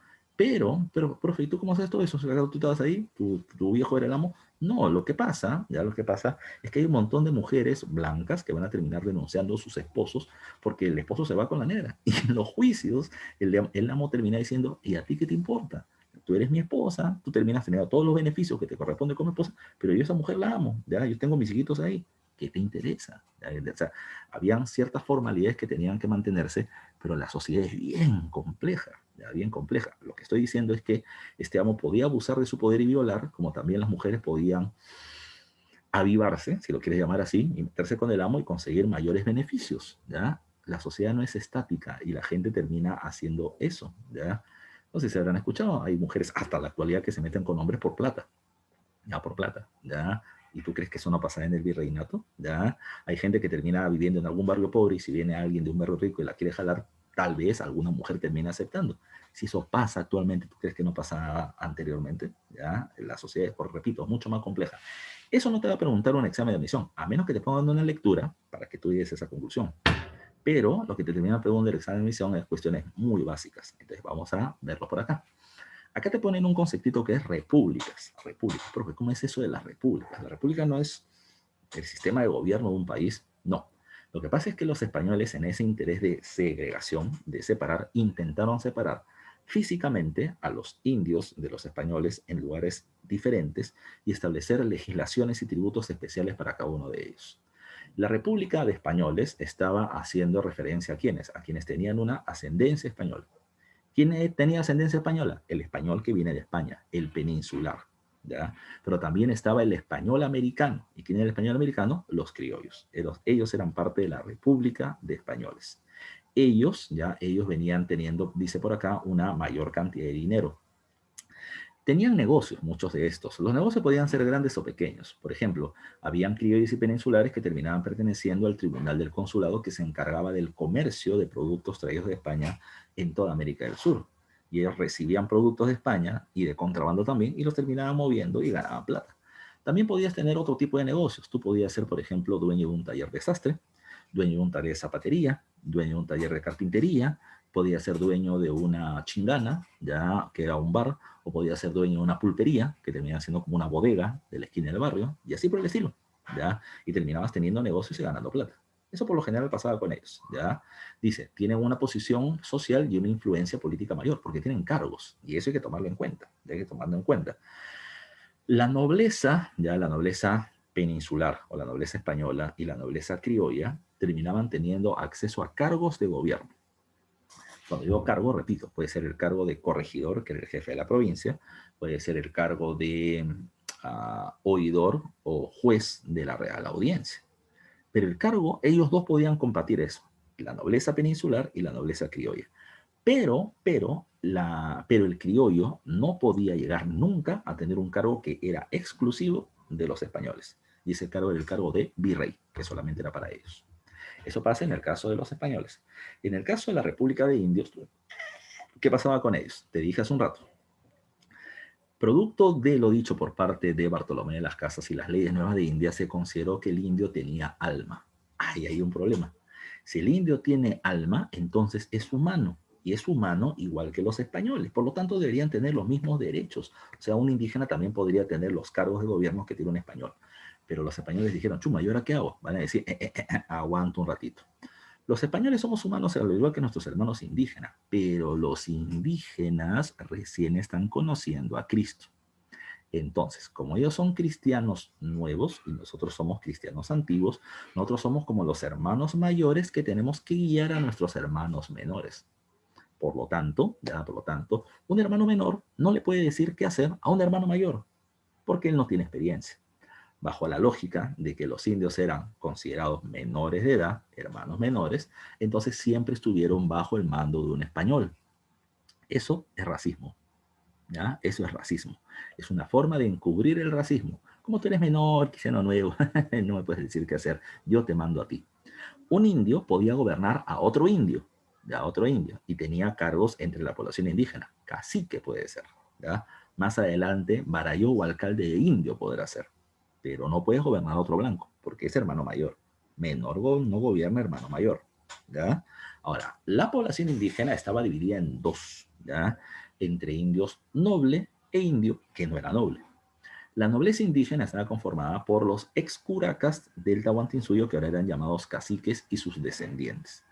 Ellos, profe, una pregunta, ¿tenían cargo de gobierno? Sí, sobre otros indios, te dije hace un ratito. Profe, ¿podían acceder a educación? Sí, pero una educación especial que eran los colegios de caciques, ¿ya? Donde se les educaba para que ellos conozcan los cargos que van a terminar teniendo, pero además para que se sientan españoles. Pues aguanta, ¿cómo se van a sentir españoles? Que la idea era esa. La idea es que el cacique se sienta un español encerrado en el cuerpo de un indígena, ¿ya? ¿A qué me refiero con eso? Les hacían aprender castellano, a vestirse como español, a tener modales de español, para que cuando haya un malestar de la población indígena, el cacique no sea el líder del pueblo contra el gobierno, sino que sea el representante del gobierno contra el pueblo. para calmarlos o someterlos, pero que se sientan españoles, ¿ya? Esa era la idea. El indio que no era noble era el indio del común o también llamado indio de cédula. Te explico, ya te explico. Por ejemplo, a ver, vamos a buscar un nombre para que me ayuden acá, ya entre los participantes. A ver, vamos a buscar un nombrecito. A ver, ya, claro, Eduardo, pensamos lo mismo, ya. A ver, Jennifer, ya, a ver si estás en línea. Jennifer, ¿estás acá? Jennifer, ¿estás presente?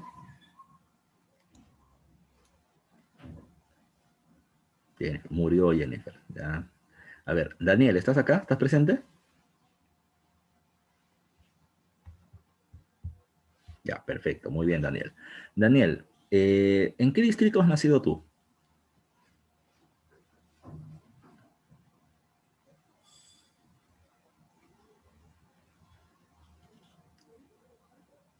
¿En qué pueblo ya? ¿En qué pueblo has nacido tú?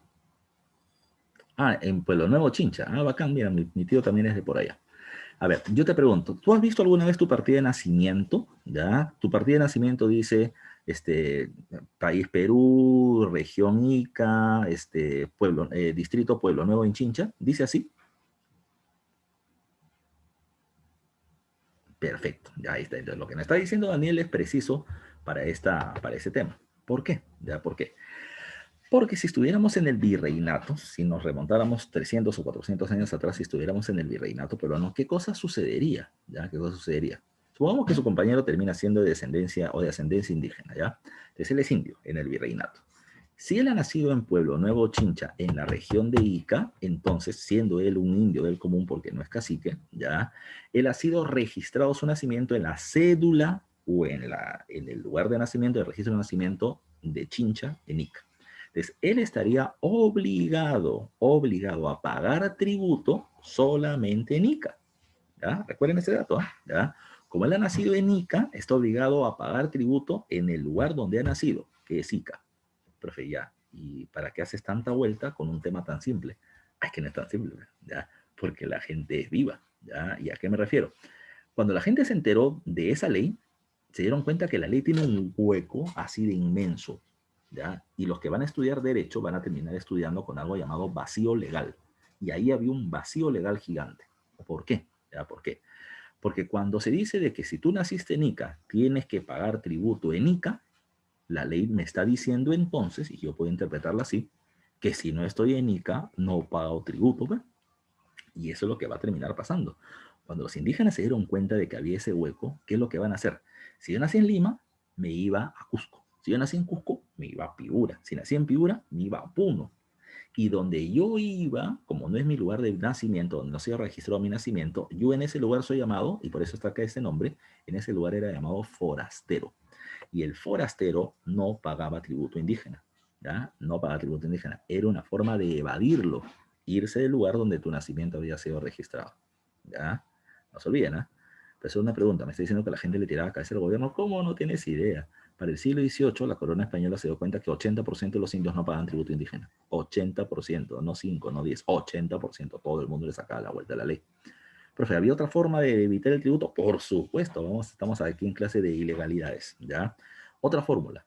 Si yo soy indígena, ¿ya? A ver, yo me llamo Manco Cápac, mi esposa se llama Mama Obvio, mi hijo es Sinchirroca, más indígena no podemos ser. Si haces así, no te salen conejos, te salen cuyes, ¿ya?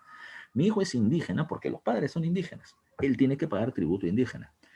Pero yo le voy a decir al cacique que por favor, ya, por favor, no quiero que a mi hijo lo traten o lo maltraten como me habían maltratado. Entonces, cacique, por favor, vas a hacer lo siguiente. Te voy a dar dinero, ya que yo he logrado guardar, y ponle que mi hijo no es mi hijo.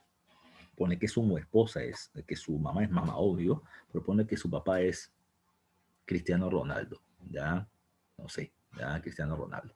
Entonces, ¿qué va a terminar Brad Pitt? ¿Ya? Entonces, si el papá es blanco y la mamá es indígena, el niño es ¿qué sería? Papá blanco, ya, mamá indígena. ¿Qué sería el niño? ¿Sería indígena? ¿Sería blanco? ¿Ya español? ¿Qué sería ese niño? A ver si alguien me lo apunta en el chat. ¿Ya? Papá blanco, mamá indígena. ¿Cómo se le va a llamar ese niño? ¿Qué condición, entre comillas, racial va a terminar teniendo? ¿Cómo se le llama? Mestizo, como muy bien dice Saulo. Mestizo va a terminar siendo el título. Y el mestizo no paga tributo indígena, porque solamente lo pagan los indios. Esa era otra forma de tirarle cabeza al gobierno. Entonces, vuelvo a insistir con algo. Y eso es lo que decía al principio. Cuando hablamos de la sociedad, no estés pensando en que el negro súper explotado, el indio súper explotado, y siempre fueron tontitos y siempre los agarraron del horno. No, no, no, no, no.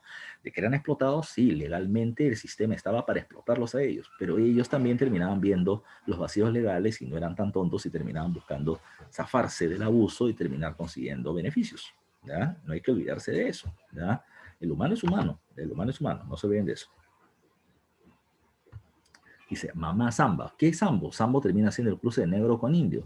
Papá mestizo, mestizo del cruce de negro con blanco. Acá lo que pasa es que hay que tomar en cuenta, Eduardo, de que hay 50 tipos de castas o de grupos raciales diferentes. ¿Ya? Entonces, no solamente va a depender de quién es el padre y quién es la madre, sino de qué color va a terminar saliendo el hijo. ¿Ya? Entonces, eso lo vamos a ver en un momento que hablemos de las castas. Insisto, cuando hablamos de las repúblicas es que se intentó separar, segregar a los españoles a los indios. ¿Español dónde vive? Español vive en las ciudades y los indios viven en en las reducciones. Cada uno de ellos venía teniendo factores especiales. ¿Ya? Cada uno de ellos tenía factores especiales. Por ejemplo, el indio paga tributo indígena, pero el blanco no paga tributo blanco.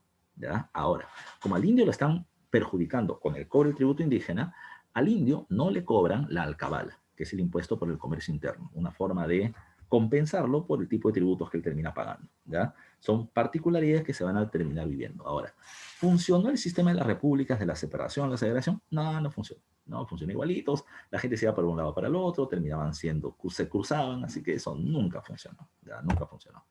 Sigamos hablando, ya sigamos hablando. Vamos a ver el otro sector social que terminan siendo el esclavo. El esclavo era la población negra, ¿ya? La población africana o de descendencia africana, afrodescendiente, ¿ya? Los negros. Ahora, ya, ahora, ¿por qué el indio no era esclavo? Ya te dije, porque se consideró de que el indio tiene alma, es humano y por lo tanto no podía caer en esa condición de acuerdo a leyes españolas. ¿Ya?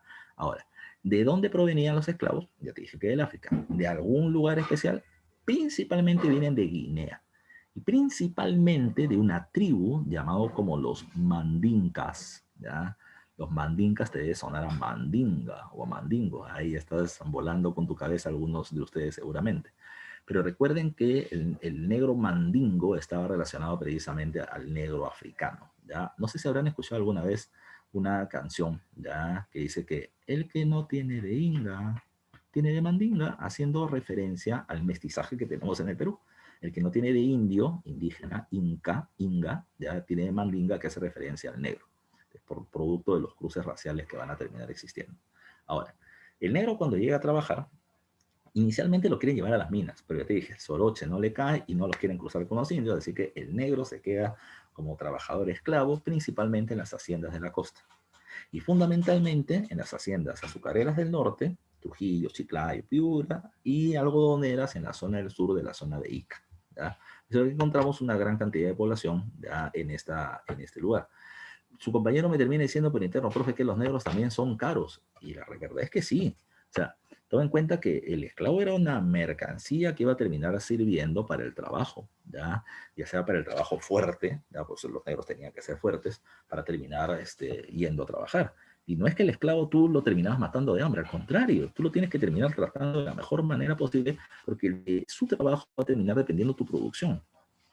Las mujeres negras eran traídas como sirvientas, como cocineras, como damas de compañía, de las amas, ¿ya? Pero ellas no iban para el trabajo duro físico, ¿no? Ya ese era el hombre. Ahora, también entre los negros varones habían diferencias. Yo no sé si habrán visto, ahí justo hay una imagen, ¿ya? En la que se ve a un negro con un taparrabo y un hombre que le está abriendo la boca. Esa era una forma en la que los vendían, ¿ya? Te venían ofreciendo, a ver, este negro cuesta 5.000 soles, ¿ya? Y ponían el precio. Y mira, tiene todos los dientes, ¿eh? Que no faltaban piezas dentales, que iban a tener problemas de alimentación, de salud, etcétera, ¿ya? Si es que el negro era grande, fuerte, agarrado, gran fuerza, lo terminaban vendiendo más caro todavía. Él era padrillo, ¿ya? Padrillo. El padrillo era el que iba a terminar teniendo sexo realmente con las negritas, ¿ya? Para terminar teniendo hijos fuertes que iban a terminar siendo buenos esclavos para el futuro. Así lo terminaban ofreciendo. Era prácticamente como tener animales, ¿ya? Como tener animales. Así era la situación. Ahora, la pregunta es, El negro era maltratado, por supuesto, ¿ya? El trabajo terminaba siendo muy duro, ¿ya? Pero también estaba lo que te dije hace un rato, ¿no? Había negras esclavas que terminaban diciendo, me meto con el amo, le hago un hijo y con eso me beneficio. Es más, yo he visto documentos del siglo XVII bien bacanes, ¿ya? Una negra, por ejemplo, se termina siendo hija, se termina siendo un hijo por el amo, pero luego el amo le mete golpe, ¿ya? La maltrata por sevicia, la golpea, la maltrata, ¿ya? ¿Qué hace la negra? Pues es negra, pues es esclava, no la van a... No, no aguanta. Ella iba al tribunal eclesiástico, iba ante los sacerdotes que eran como tenían cierto poder judicial y terminaba denunciando que este amo con el que él ha tenido una relación sentimental, ¿ya? Y un hijo le está maltratando y ella teme por su vida. ¿Qué hacían los sacerdotes? Terminaban dando como veredicto que el amo le tenía que dar libertad a la esclava y a su hijo y le tenía que dar un dinero para que ella se vaya del lugar donde está viviendo, donde el amo no iba a saber dónde iba a ir para que no la persiga para matarla. Ya, profesor, qué bacán, mira, o sea, ellas también utilizaban leyes a su favor. Es que ahí viene la otra cuestión que más bacán. Cuando las mujeres negras se enteraron de que a una mujer negra la ley le terminó saliendo a favor de esa medida, ¿qué es lo que hacían las mujeres? Buscaban terminar teniendo hijo con el amo, ¿ya? Y si terminaban teniendo hijo, entonces maltrataban al amo, ¿ya? Le decían, tú eres un taporjado, esto que el otro, pégame, pégame, ¿ya? Porque si le metían un golpe, ah, no, iban, denunciaban y las terminaban dejando libres. Esa era la muerte también, todo el mundo utiliza la ley. Otro dato que es importante. Hay muchos amos, ya, o muchos esclavos, que ante la condición de abuso laboral que había contra ellos, asesinatos, golpes, maltratos, etcétera, muchos de ellos escapaban, ya, escapaban. Y aquel que se escapaba de su centro laboral eran llamados con el nombre de cimarrones. No se olviden de eso, ¿ah? Aquellos esclavos que se escapaban eran llamados cimarrones, ¿ya? Se cimarroneaban. Cuando ellos se escapaban y eran cimarrones, ¿a qué se dedicaban? Bueno, si yo toda la vida trabajé como agricultor, no puedo trabajar como agricultor porque si yo estoy trabajando una tierra que está vacía, va a terminar viniendo el corregidor, el jefe de la provincia y se me encuentra ahí, me va a chapar y me va a terminar regresando a la tierra del amo y el amo me va a maltratar. Por eso el amo te maltrataba si te escapaba y volvías a regresar, sí. Y los castigos eran bravos. El castigo menor que te podían hacer era tirarte 20 azotes. Y no eran correazos, eran azotes con látigo, que te marcaban la piel, te laceraban la espalda, etcétera. Pero el cargo más bravo, o el castigo más bravo, era ponerte la carimba. La carimba era estos metales con los que terminaban marcando a las reses, te la ponían en el cuerpo, caliente, y el dolor era inmenso. Pero era parte de los castigos y abusos que había en ese momento. Ahora, cuando estos cimarrones que se escapaban, repito, se dedicaban a ser bandoleros, robaban en el camino.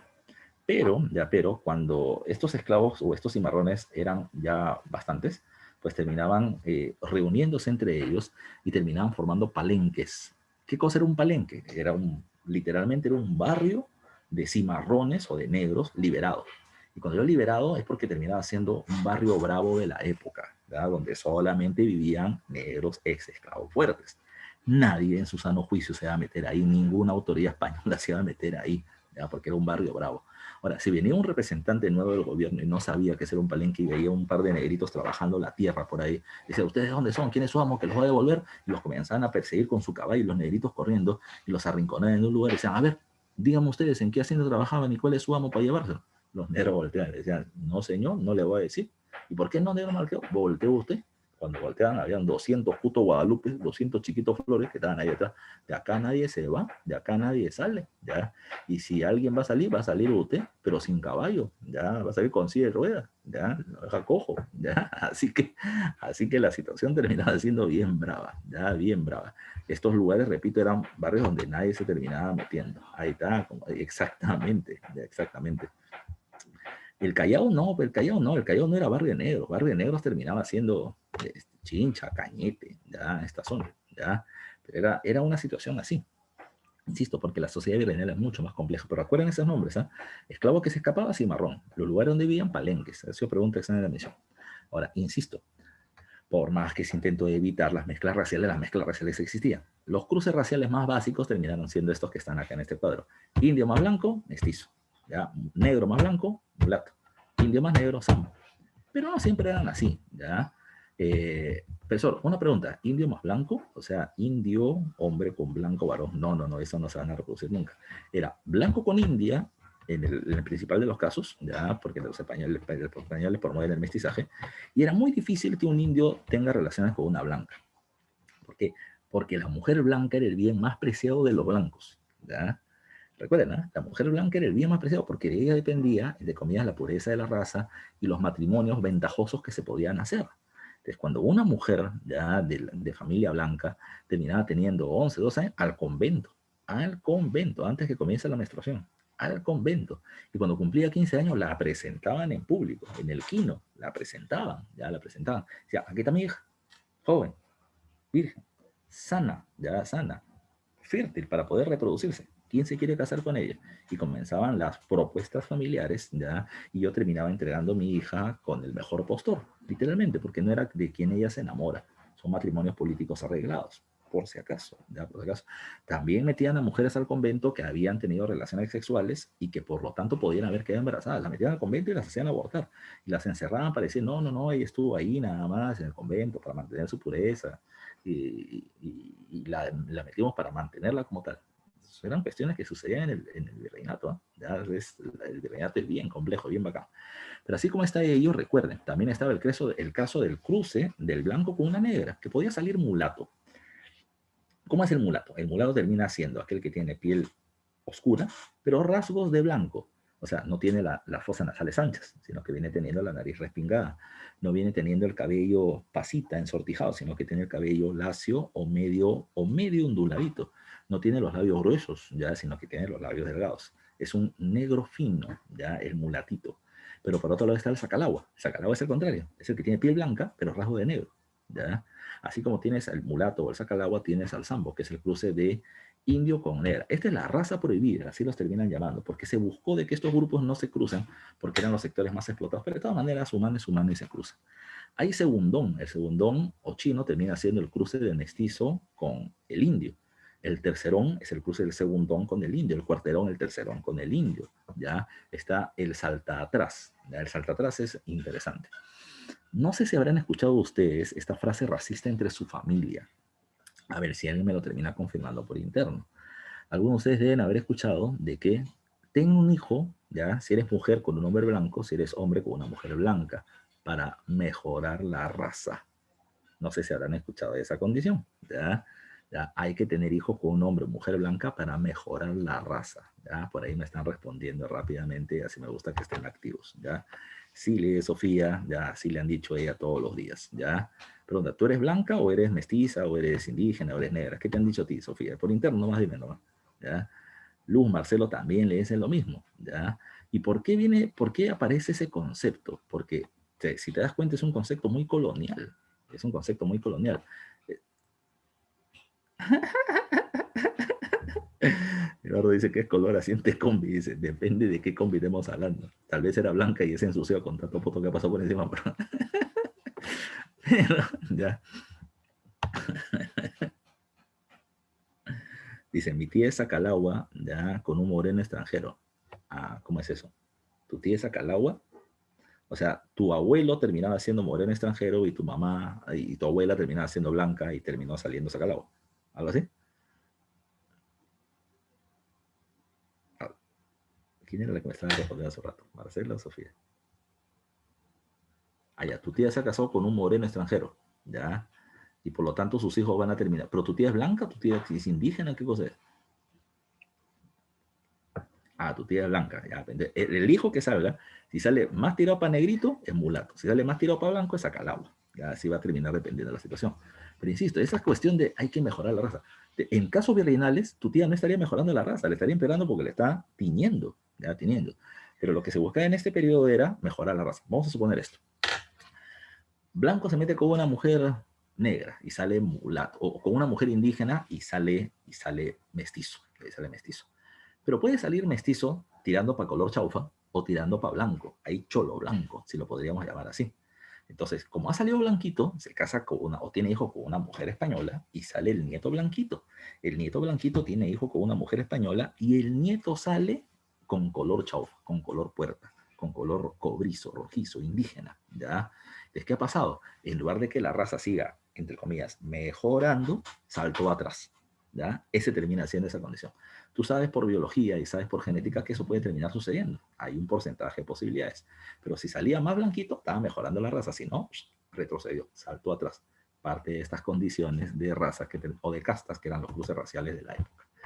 Bueno, el tema es complejo. Ahora nos vamos a la organización política. ¿Ya? Así que vamos a acelerar un poco con esto.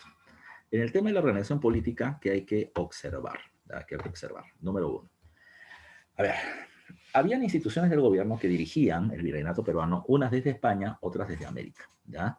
Desde España, ¿quién dirigía el gobierno? Bueno, para comenzar, la máxima autoridad en el reino, y las colonias eran parte del reino, era el rey. Era el rey. Reyes hubieron 10, mientras que existió el virreinato del 1542 a 1821. Ya hubieron 10 reyes. 5 pertenecieron a la familia Habsburgo entre el siglo XVI y XVII, de procedencia austríaca, también llamado como los Austrias, y entre el siglo XVIII e inicio del siglo XIX tenemos a los Borbón, de procedencia francesa. ¿Ya? El rey, como dice acá, es la máxima autoridad del imperio y por lo tanto la máxima autoridad del reino. Las leyes que él termina estableciendo se llaman real cédula. Cada vez que te escuches la palabra real, no significa de real verdadero, sino real del rey, real cédula. ¿Ya? La real cédula. Él establece quién va a terminar siendo el virrey. Él nombra al virrey. Por lo general ya estaba establecido quién lo iba a hacer. Él es la máxima autoridad, no te olvides tú. Pero algunos reyes importantes, mira, los reyes más importantes están en el siglo XVI y se llaman los Austrias mayores. Carlos I, que a la vez es Carlos V de España, que está ahí precisamente su nombre, y Felipe II. Ellos fueron los reyes de la época del apogeo de España. Y luego vienen los Austrias menores del siglo XVII, en la que España entra en decadencia, más aún con la derrota en la guerra de los 30 años. ¿Ya? Pero ese es otro cantar que no nos corresponde mucho, que eso está más ligado a las monarquías absolutas que van a ver con el profe Mestanza. ¿Ya? Por otro lado, está esto. El rey Carlos I, el rey Carlos I o Carlos V, tenía un problema. Tenía 7 coronas sobre su cabeza. No es que esté haciendo el equilibrio para que no se caiga. Él era rey de 7 reinos, heredado por sus abuelos paternos y maternos. ¿Ya? El rey Carlos terminaba siendo rey de Castilla y Aragón, en España. Él terminaba siendo rey de Sicilia, Saboya y Nápoles, en Italia. Ahí tiene 5 reinos de herencia de los reyes de España. Pero también terminaba siendo emperador del Sacro Imperio Romano Germánico de Alemania y rey de Flandes, que eran Holanda y Bélgica. De Yapa, por ser dueño de todos los territorios, como él era rey de Castilla, le pertenecía el continente americano. ¿Ya? Sus territorios eran muy grandes. El rey no podía saber ni dirigir todos los territorios. Por eso es que Carlos V estableció un sistema llamado como el sistema de consejos. Los consejos terminaban siendo un grupo de asesores o consejeros que se encargaban de administrar política y jurídicamente parte de los reinos que tenía el rey. Por lo tanto, para poder administrar Indias, que era la forma en la que se llamaba a América, ¿ya? América, se crea el Real y Supremo Consejo de Indias. El Real y Supremo Consejo de Indias era el máximo tribunal judicial para los americanos. ¿Qué significaba eso? Para eso me voy un poquito más adelante. Me voy a la siguiente, aquí está. El tema de las audiencias. ¿Qué pasaba? Vamos a suponer el siguiente dato. Escuchen bien, el siguiente dato. Vamos a suponer que nosotros no estamos viviendo en Lima, estamos viviendo en Oruro. ¿Alguien sabe en qué país se encuentra Oruro? A ver si me lo pones en el chat. A ver cómo vamos de geografía. ¿Ya? ¿Alguien sabe en qué país se encuentra Oruro? Muy bien, Sofía, en Bolivia. Ya en Bolivia. Entonces, supongamos que nosotros vivimos en Oruro, actual Bolivia. ¿Qué pasa, por ejemplo? Si Sofía denuncia, que Adriana le ha terminado robando, por ejemplo, sus audífonos, supongamos esto. Entonces, si ella le han robado, pregunta, ¿qué cosa terminaría siendo su compañera? Profe, ¿le pego? No es así. ¿Ya? Tendrías que actuar bajo el mando legal. Lo que tendrías que hacer es denunciar el robo. ¿Ya? Sofía denuncia a Adriana, pero la pregunta es, ¿ante quién? Entonces, en la época del virreinato, la primera instancia judicial, el primer nivel a donde tú hacías una denuncia, terminaba siendo ante el jefe del pueblo. Recuerden, ante el jefe de la provincia. La provincia de Oruro, es un corregimiento. Y en el corregimiento está el corregidor. Entonces, la primera instancia judicial era el corregidor o jefe de la provincia. Por ejemplo, ya a Adriana la consideran inocente y a Sofía no le gusta el resultado. Entonces, ella va a apelar. Apelar es, desestimo el resultado de este nivel, de esa instancia, y me voy a una instancia superior. Profesor, ¿qué venía después del corregimiento? Encima del corregimiento, en términos jurídicos, terminaba viniendo esto llamado con el nombre de la audiencia. ¿ya? Las audiencias en el Virreinato de Perú, que no se olviden iba de Panamá a Chile, eran diversas, ¿ya? Para la zona de Bolivia estaba la llamada audiencia de Charcas. Entonces, iba a la audiencia de Charcas, Sofía denunciaba a su compañera y en este nivel o en esta instancia consideran de que Adriana termina siendo culpable. Como a Adriana no le gusta el resultado, Adriana va a apelar a la siguiente instancia. El siguiente nivel era la Real Audiencia. ¿Y dónde estaba la Real Audiencia para el virreinato peruano? Estaba en la ciudad de Lima.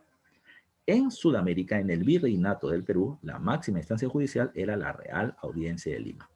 Pero si en la Real Audiencia a Adriana la declaran inocente y a Sofía no le gusta, pues ella puede ir a la máxima instancia judicial en donde un americano podía llegar, que era el Consejo de Indias que estaba allá en España. Ahora, esos son los niveles, ¿ah? Corregidor, audiencia, Real Audiencia, Consejo de Indias. Hasta ahí podías llegar, es la máxima instancia. Pero una preguntita, ¿y qué caso llegaba hasta allá? Bueno, pues hasta allá no llegaba por esto, ¿ya? Por unos audífonos. ¿Por qué? ¿Ya? ¿Por qué? Porque si yo quiero terminar llegando a una instancia superior, tiene que ser por algo que termine valiendo la pena. ¿Por qué? Porque yo tengo que terminar pagando. Si voy a la audiencia de Charcas, tengo que pagar un abogado, transporte, vivir durante algún tiempo en la zona de Charcas mientras se hace el proceso judicial. Y todo eso es muy costoso. Entonces, pasar a una audiencia, a una Real Audiencia o al Consejo de Indias solamente se hacían cuando los temas que se veían eran muy importantes y había mucha plata de por medio, poder de por medio. Si no, por lo general lo resolvía el corregidor. Pero repito, en teoría la máxima instancia eran ellos. El Consejo de Indias, además de eso, terminaba estableciendo las leyes para poder organizar jurídicamente América. Y esas leyes se llamaban las leyes de Indias, ¿ya? Las leyes de Indias. Otra cuestión más, ya otra cuestión más. El Consejo de Indias es el que daba, escucha bien, la llamada terna virreinal.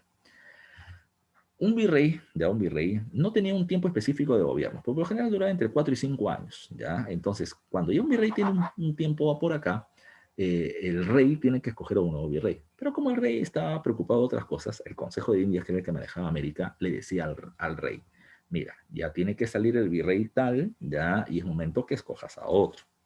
Como usted tiene muchas funciones, rey, y nosotros tenemos que velar por el tema de América, nosotros le proponemos estos candidatos para que sea nuevo virrey del Perú. Eso se llama terna virreinal, ¿ya?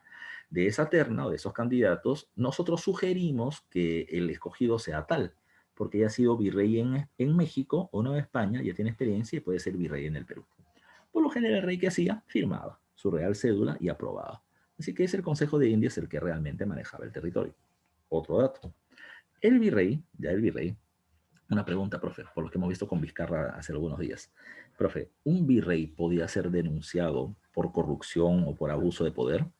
La respuesta es sí, pero no podía ser procesado. ¿Qué significa eso? Que mientras que tenía el título de virrey podían haber N denuncias, pero nunca se le va a terminar haciendo un juicio mientras que él tuviera el cargo, porque se podía considerar de que muchos eran solamente por venganza política. Ahora, cuando acababa su cargo de virrey, todas las denuncias que habían estado en su contra se suman y se van a terminar estableciendo en algo llamado como juicio de residencia, que se hacía en el Consejo de Indias. Entonces, el virrey tenía que pasar un proceso judicial, no se olviden de eso. Hola, profe, una pregunta. ¿Y los virreyes que pasaron por juicio los terminaron encarcelando? La respuesta es que de todos los virreyes que pasaron por juicio, ¿sabes cuántos fueron encarcelados? Cero. Pues ¿te estoy diciendo entonces que los virreyes todos eran justos y honestos? No. Te estoy diciendo que el virrey tenía que enviar al rey de España 2 veces al año remesas de tributos. Pero quien realmente manejaba América era el Consejo de Indias, así que el virrey hacía otra cosa más. Enviaba sus correspondientes tributos al rey y terminaba enviando una propina, un óbolo, ya al Consejo de Indias, o sea, un dinero extra para ellos, 2 veces al año también. Entonces, cuando el virrey terminaba llegando a España y lo terminaban denunciando por todo, o lo terminaban procesando por las denuncias en su contra, le decían corrupto y todo lo demás, el virrey solamente los miraba a los miembros del Consejo de Indias como diciendo, ¿y de dónde crees que ha salido toda la plata que le estoy enviando todos los años? ¿Ya? Entonces el Consejo de Indias tenía que morderse la lengua y los declaraban inocentes. Había una tremenda corrupción, que es lo que quiero llegar precisamente a decirte. Esos son los que están allá en las Españas. Acá en América, ¿qué pasaba? En América, en el virreinato, estaba el virreinato, que es la jurisdicción territorial y política manejada por el virrey. El virrey es la máxima autoridad representante del rey directamente, no se olviden de eso, ¿ya? Él tiene el cargo político de gobernador, tiene el cargo militar de capitán general y además, en teoría, es el presidente de la Real Audiencia Poder Judicial. Digo en teoría, ¿por qué? Porque la mayoría de los virreyes entre el siglo XVI y XVII eran virreyes de capa y espada. Eran representantes de familias nobles importantes que para poder tener una buena relación política les daban precisamente estos cargos en América. Pero no eran abogados, no habían estudiado leyes. Por lo tanto, cuando ellos se terminaban metiendo a terminar interviniendo en los procesos judiciales, esto terminaba demorando los veredictos que terminaban dando los oidores o jueces de las audiencias. Por eso es que los jueces terminaron protestando, ya protestando y le dijeron, y terminaron llegando al acuerdo de que el virrey puede ir a un juicio, se puede sentar, puede escuchar, pero no tiene ni voz ni voto, no puede opinar y no puede terminar dando veredicto. O sea, calladito está más bonito porque no sabe, compadre. ¿Ya? Ese es el virrey. Él es jefe político, jefe militar y en teoría jefe de la Real Audiencia, pero en la práctica no. ¿Qué eran las audiencias? Eran los centros judiciales que podían estar en provincias. Charcas para Bolivia, Buenos Aires para Argentina, Santiago para Chile, Santa Fe de Bogotá para Colombia, Panamá para Panamá, pero por encima de todos ellos, la Real Audiencia que estaba en Lima, que era el máximo tribunal judicial en el virreinato. ¿Cómo se llamaban los jueces? Eran llamados oidores, ¿ya? Oidores. Por otro lado, recuerden, el virreinato está dividido en provincias y estas provincias se les conoce con el nombre de corregimientos. ¿Qué eran los corregimientos? Te dije hace un rato. Era un conjunto de reducciones y alguna ciudad española de blancos. ¿Ya? El corregidor es el funcionario de este espacio, el jefe de la provincia. ¿Qué hacía el corregidor? Juez en primera instancia. ¿Qué hacía el corregidor? El corregidor era el encargado de recaudar los impuestos. Recuerden que en la reducción están los caciques.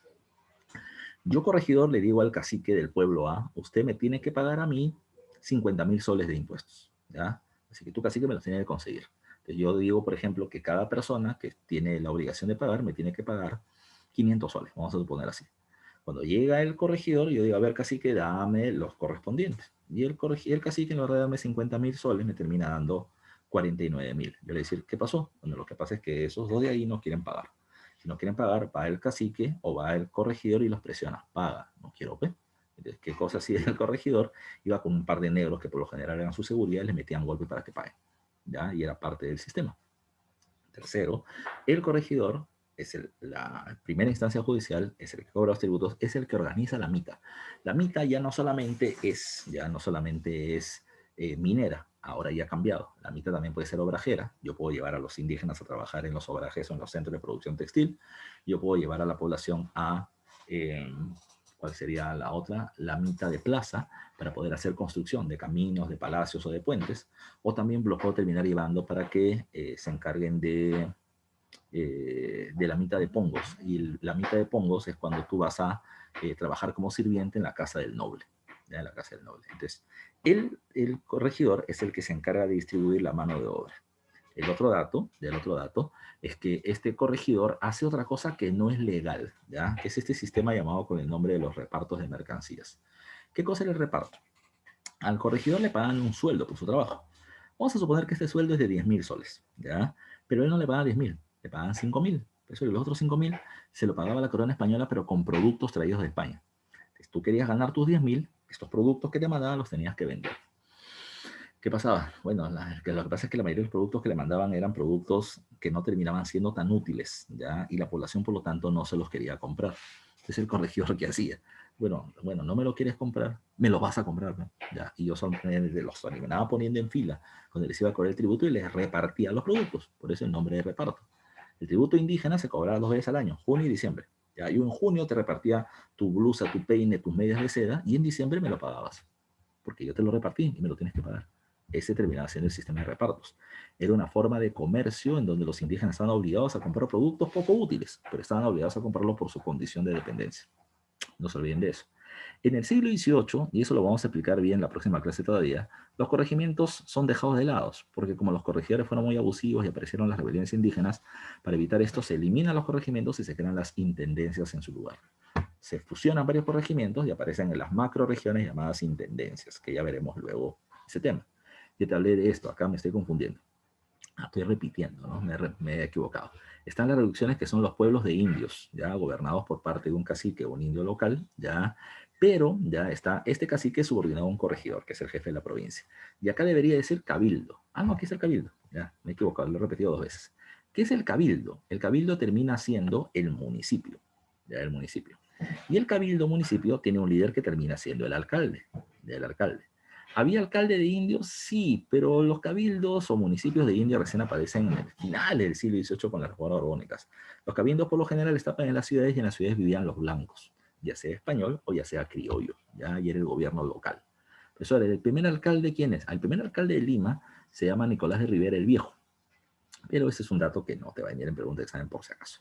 Así que esto era la forma en la que se organizaba el sistema. Vamos con las preguntitas, que son múltiples, ya que son múltiples y espero que como ustedes ya la han tenido previamente, las hayan estado resolviendo. Entonces vamos a darte las claves que corresponden, ya, las claves que corresponden. Vamos a ver qué qué podemos encontrar.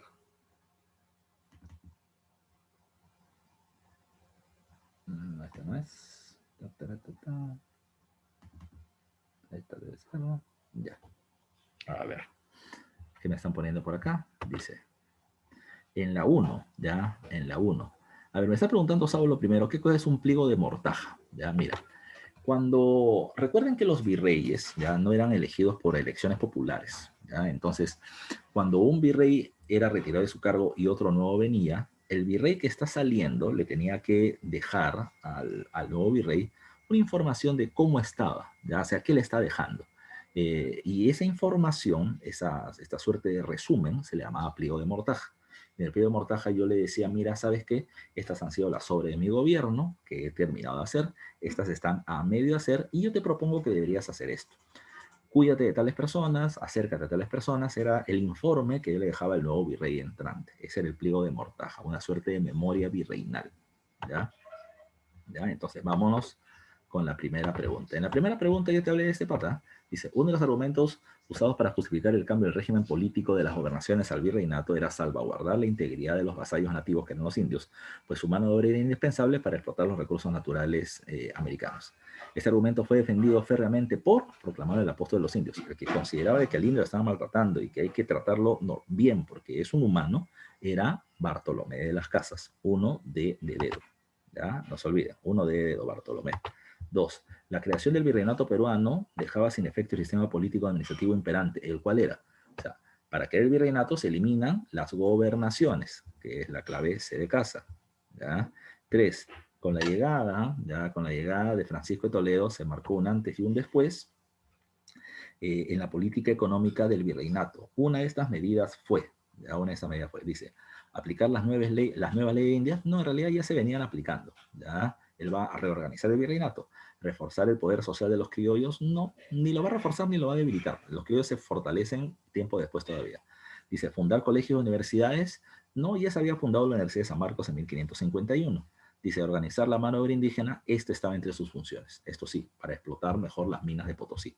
Entonces en la 3 la clave termina siendo la D de dedo. ¿Ya? Muy bien, Marcelo. ¿Ya? Pregunta 4. Las reformas del virrey Toledo se centraron en la base del sistema colonial en el virreinato peruano. Una de las medidas más importantes fue la introducción del tributo indígena en moneda. Ya dijimos eso. Considerado en su dimensión económica, el tributo no solo fue importante porque permitía recaudar recursos para solventar a la burocracia virreinal, o sea, para pagar a los funcionarios que trabajan en el virreinato, sino también porque servía para, te lo dije, dice, demostrar el vasallaje y la sumisión política que la población indígena debía rendir al rey y al virrey, NEL. Otorgar beneficios a los encomenderos en recompensa por sus servicios, eso era al principio. Antes de Toledo ya se paga ese tributo, pero acá estamos hablando del encomendero que ya perdió influencia. Financiar los enormes costos que exigía el mantenimiento de la nota de barcos que protegía la costa peruana, no, porque eso lo van a pagar los comerciantes solamente. Ya el tema para defenderse de los piratas y los corsarios, ¿ya? Las averías. Dice, dinamizar el mercado de trabajo, lo cual obligaba a los indígenas a trabajar en actividades económicas españolas por dinero para poder pagar sus tributos. Entonces la clave termina siendo la D de dedo, que espero hayan respondido. Por acá respondió alguien. Marcelo, muy bien. La 4 es la D de dedo. Pregunta 5. El Estado colonial creó una institución para concentrar en pueblos a los indígenas dispersos. Ya, ahí está la clave. Esta medida permitió mantener una vigilancia permanente sobre sus habitantes, evitar rebeliones, etc. El objetivo era cristianizarlos y que ninguno pudiese evadir el cumplimiento del trabajo. Por eso los ponían acá, para poder tener a la disposición de la mano de obra indígena, ya en la mitad minera o el pago del tributo. ¿Cómo se denomina este grupo? Se llama reducción. La clave termina siendo la A de avión, por si acaso. 5A, muy bien Sofía, muy bien Daniel, muy bien Saulo. ¿Ya? Pregunta número 6, dice, a ver, producto de la visita general del virrey Toledo, del censo que te había comentado, ya dice acá, desarrollada en la administración del virrey Toledo se extrajo la información censal sobre la población y recursos diferenciados en las provincias, pero además se obtuvo información de carácter histórica, la organización laboral de la MITA, la diarquía en el gobierno, las versiones periféricas sobre el Tahuantinsuyo, ya quiénes eran incas, quiénes no lo fueron, las guerras internas y demás, y una mirada distinta a la guerra civil entre la élite, ya de tal manera que Atahualpa no era un inca sino un tirano, ya. Dice, todo esto se encontraba en textos llamados, ¿cómo se llamaban? Crónicas. Y como fueron hechas en la época del virrey Toledo, se van a llamar crónicas toledanas, ¿ya? Así que la clave termina siendo la C de casa, ¿ya? Pregunta 7, dice acá. En el Perú, la Inquisición fue creada por el rey Felipe II y no era sino una filial provincial del Consejo de la Suprema General de Inquisición Española. La Inquisición de Lima entró en funciones en 1570, siendo Toledo el virrey, y en el cuadro siguiente se observa la relación de los condenados a muerte por el Tribunal de la Inquisición. ¿Ya? El primer muerto se llama Mateo Salado, ¿ya? No sé si lo habrás escuchado. Por ahí viene precisamente la frase, ¿ya? De que Salado, ¿ya? Salado porque el primer muerto por la Inquisición es Mateo Salado, acusado de brujería. Él entraba a las huacas ya para saquearlas y la gente consideró que él estaba haciendo algún tipo de brujería chamánica. ¿Ya? Respecto a este cuadro podemos informar que, ¿ya? Y la respuesta termina siendo la C. Tuvo como objetivo principal perseguir los herejes. No se olviden, ya no se olviden. El principal castigo era por herejía, por desviarse de la pureza de la fe católica. Mira acá, ¿qué dice? Luterano, luterano, luterano, luterano, el motivo, ¿ya? Judaizante, por judío, judaizante, judaizante, ¿ya? Ese era el caso, los casos principales, ¿ya? Así que por eso es que principalmente era para perseguir a los herejes o a los que se desvían de la pureza de la fe católica. La clave en la 7 termina siendo la C, ¿ya? Como la ha respondido muy bien Marcelo. Pregunta 8 dice, si bien la corona española no entregó tierras en propiedad a los primeros españoles invasores, al actual Perú sí lo hizo con una segunda oleada, esto con el objetivo de... Recuerden que los primeros españoles van a recibir encomiendas, que no eran propiedad de indios ni propiedad sobre tierras. Pero cuando se funde el virreinato, yo necesito funcionarios experimentados en la administración del gobierno, que son españoles. Y para traerlos acá, les voy a terminar ofreciendo muchos beneficios. Si tú eras dueño de, por ejemplo, si tú tenías un cargo, ya un cargo, acá te voy a dar un cargo mayor. Si tú eras conde, eras noble, acá te ofrezco duque. Si allá ganabas 3.000 pesos, acá te pago 6.000. Si allí eras dueño de 150 hectáreas de tierras, acá te doy 1.000 hectáreas. La idea era traerlos. Así que uno de los objetivos terminaba siendo ¿cuál? Terminaba siendo conseguir funcionarios experimentados para establecer el sistema virreinal ya en el Perú. Así que la clave termina siendo la clave C de casa. ¿Ya? No se olviden, ¿eh? La idea era ofrecerles cosas beneficiosas para que vengan acá. Así que en la 8 la clave termina siendo la C de casa. En la 9, ya en la 9, Daniel y Marcelo están con clave diferente. Dice, establezca el enunciado incorrecto sobre la nobleza indiana. Recuerden que la nobleza indiana no es el indígena. El indiano es el criollo. Ya es el criollo, no es el indígena. Dice, en este grupo encontramos a los descendientes españoles nacidos en América y que obtuvieron título de nobles. Esa es la nobleza indiana. Esa debería ser la clave. Apromesen lo incorrecto. Dice, accedieron a colegios mayores y universidad del virreinato. Sí, ya tanto la nobleza española como la nobleza criolla van a acceder a esto. ¿Ocuparon cargos importantes como el de oidor o juez colonial? Sí, sí, sí, sí. Pero lo que no pueden obtener es el cargo de virrey, que era exclusivo para los españoles. Así que lo que no es la D de dedo. Es la D de dedo. ¿Ya? Muy bien. Pregunta número 10 dice, se denominaba como indio de cédula. ¿Quién era el indio de cédula? Era el indio común y corriente que tenía que pagar tributos. ¿Ya? A ver, sector poblacional obligado a omitir dentro de su jurisdicción, sí podría ser esto. ¿Quién paga una suma de dinero para no trabajar? No, ese es el faltriquero. Aquellos indígenas registrados como trabajadores de los obrajes, no. ¿Quiénes se convirtieron en cristianismo? La clave es la A. ¿Ya? En la 10 la clave es la A de avión. 11. En relación a la población afrodescendiente, en el virreinato peruano podemos afirmar que, ya los negros, todos los afrodescendientes eran traídos por los españoles. No, también eran traídos vía contrabando, por ejemplo, por los portugueses, ¿ya? Y muchos eran traídos por portugueses vía contrabando. Se le llamaba cimarrón a los esclavos que no aprendían el castellano para comunicarse, no. Aquel que no aprendía el castellano se le conocía con el nombre de bozal. Es como si le hubiesen tapado la boca y no puede terminar pronunciando el idioma local. El cimarrón era el nene gordo que escapaba, no se olviden. Así como me piden, dice, en relación al afrodescendiente, podemos afirmar que, ya, a ver, dice, al igual que ellos, los indígenas tenían la condición de esclavos, no, aquellos esclavos que se escapaban se refugiaban en palenques, esa es la clave, se refugiaban en palenques, ¿no? No se olviden. Así que la 11 es la D, espero que hayan puesto eso en la clave. Ya, a ver los que han marcado, 11, D de dedo, ya, no se olviden, ¿no? 12. Entre los siglos XVI y XVII, la corona española estuvo bajo la dirección de la dinastía Habsburgo, de procedencia austríaca, pero se llamaba los Austrias, y es considerado el rey como el más poderoso del siglo XVI. El más poderoso es Felipe II. Carlos I o Carlos V se casó con la reina Isabel de Portugal, y al casarse su hijo Felipe II heredó las tierras de su padre, menos Alemania, y de su madre, que eran Portugal, las costas del África, la India y el Brasil. Así que Felipe II era llamado el Dominus Orbis, el rey del mundo, porque tenía dominios en todas partes.